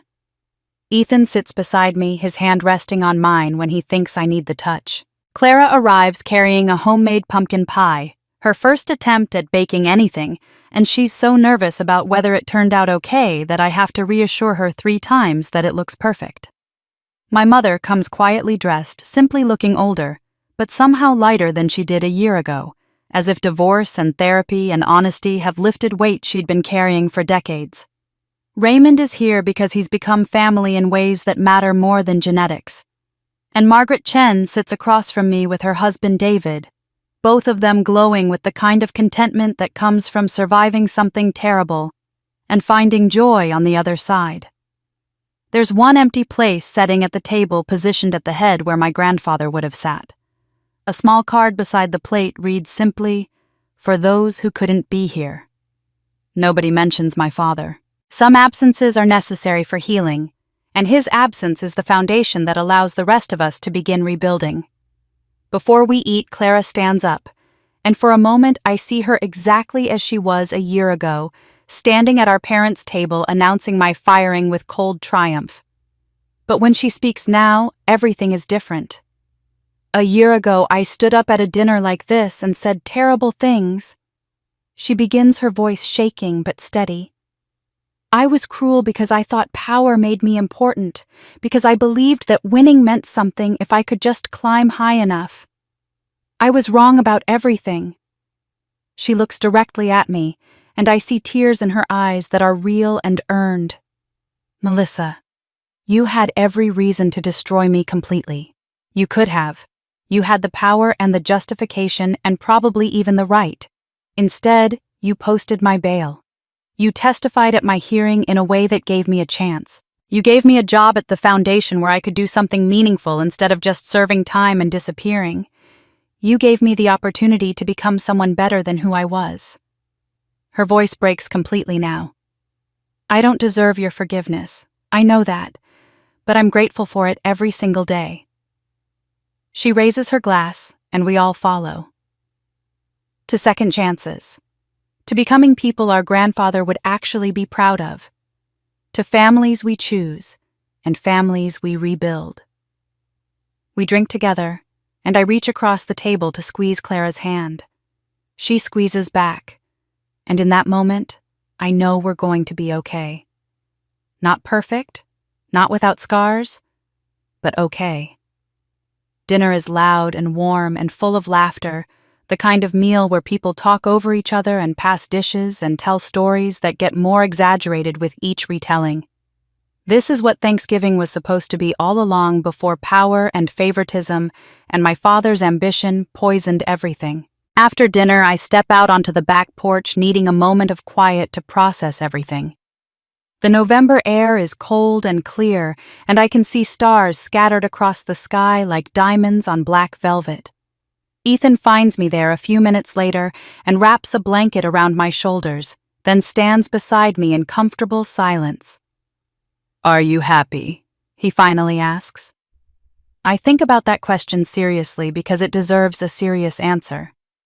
A year ago, I was fired, humiliated, betrayed by everyone I thought I could trust. Now I have the company back, transformed into something ethical and sustainable. I have the foundation helping hundreds of people rebuild their lives. I have my sister back not as a rival, but as someone I'm learning to love again. I have justice for my grandfather and accountability for my father's crimes. I have this man beside me who waited 5 years and never stopped believing we'd find our way back to each other. But more than any of those victories, more than any of those accomplishments, I have peace. The kind of peace that comes from knowing I fought with honor, that I won without becoming what I was fighting against, that I chose mercy when revenge would have been easier. Yes, I say, and I mean it completely. I'm happy. Not because I won, but because I stopped needing to win. Through the window, I can see the empty chair at the head of the table, my grandfather's place, and I whisper words meant only for him. Sometimes the sweetest victory is never needing to win. Ethan pulls me close, and we stand together watching the stars for another moment before returning inside. Through the glass, I see my chosen family laughing together, Clara helping Margaret clear plates, while Raymond tells some story that has my mother actually smiling, and I understand that this is what my grandfather wanted all along. Not perfection, not dominance, just people caring for each other with honesty and grace. I close the door behind us, and the warmth and laughter fold around me like an embrace, proof that some things broken can be rebuilt better than before. And that's the story of Melissa, a woman who transformed betrayal into an opportunity for rebirth. She didn't just reclaim her company, she built a genuine legacy where compassion and justice triumphed over revenge. From that humiliating Thanksgiving dinner to the day she stood surrounded by her new family, the family she chose, Melissa proved that true victory isn't about defeating your enemies, but about no longer needing to win at all. If this story touched your heart, please subscribe to our channel so you don't miss more inspiring stories about resilience, forgiveness, and redemption. We want to hear from you. Do you think Melissa was right to forgive Clara? If you were in her position, how would you have handled the situation? Leave your comments below and share your thoughts with us.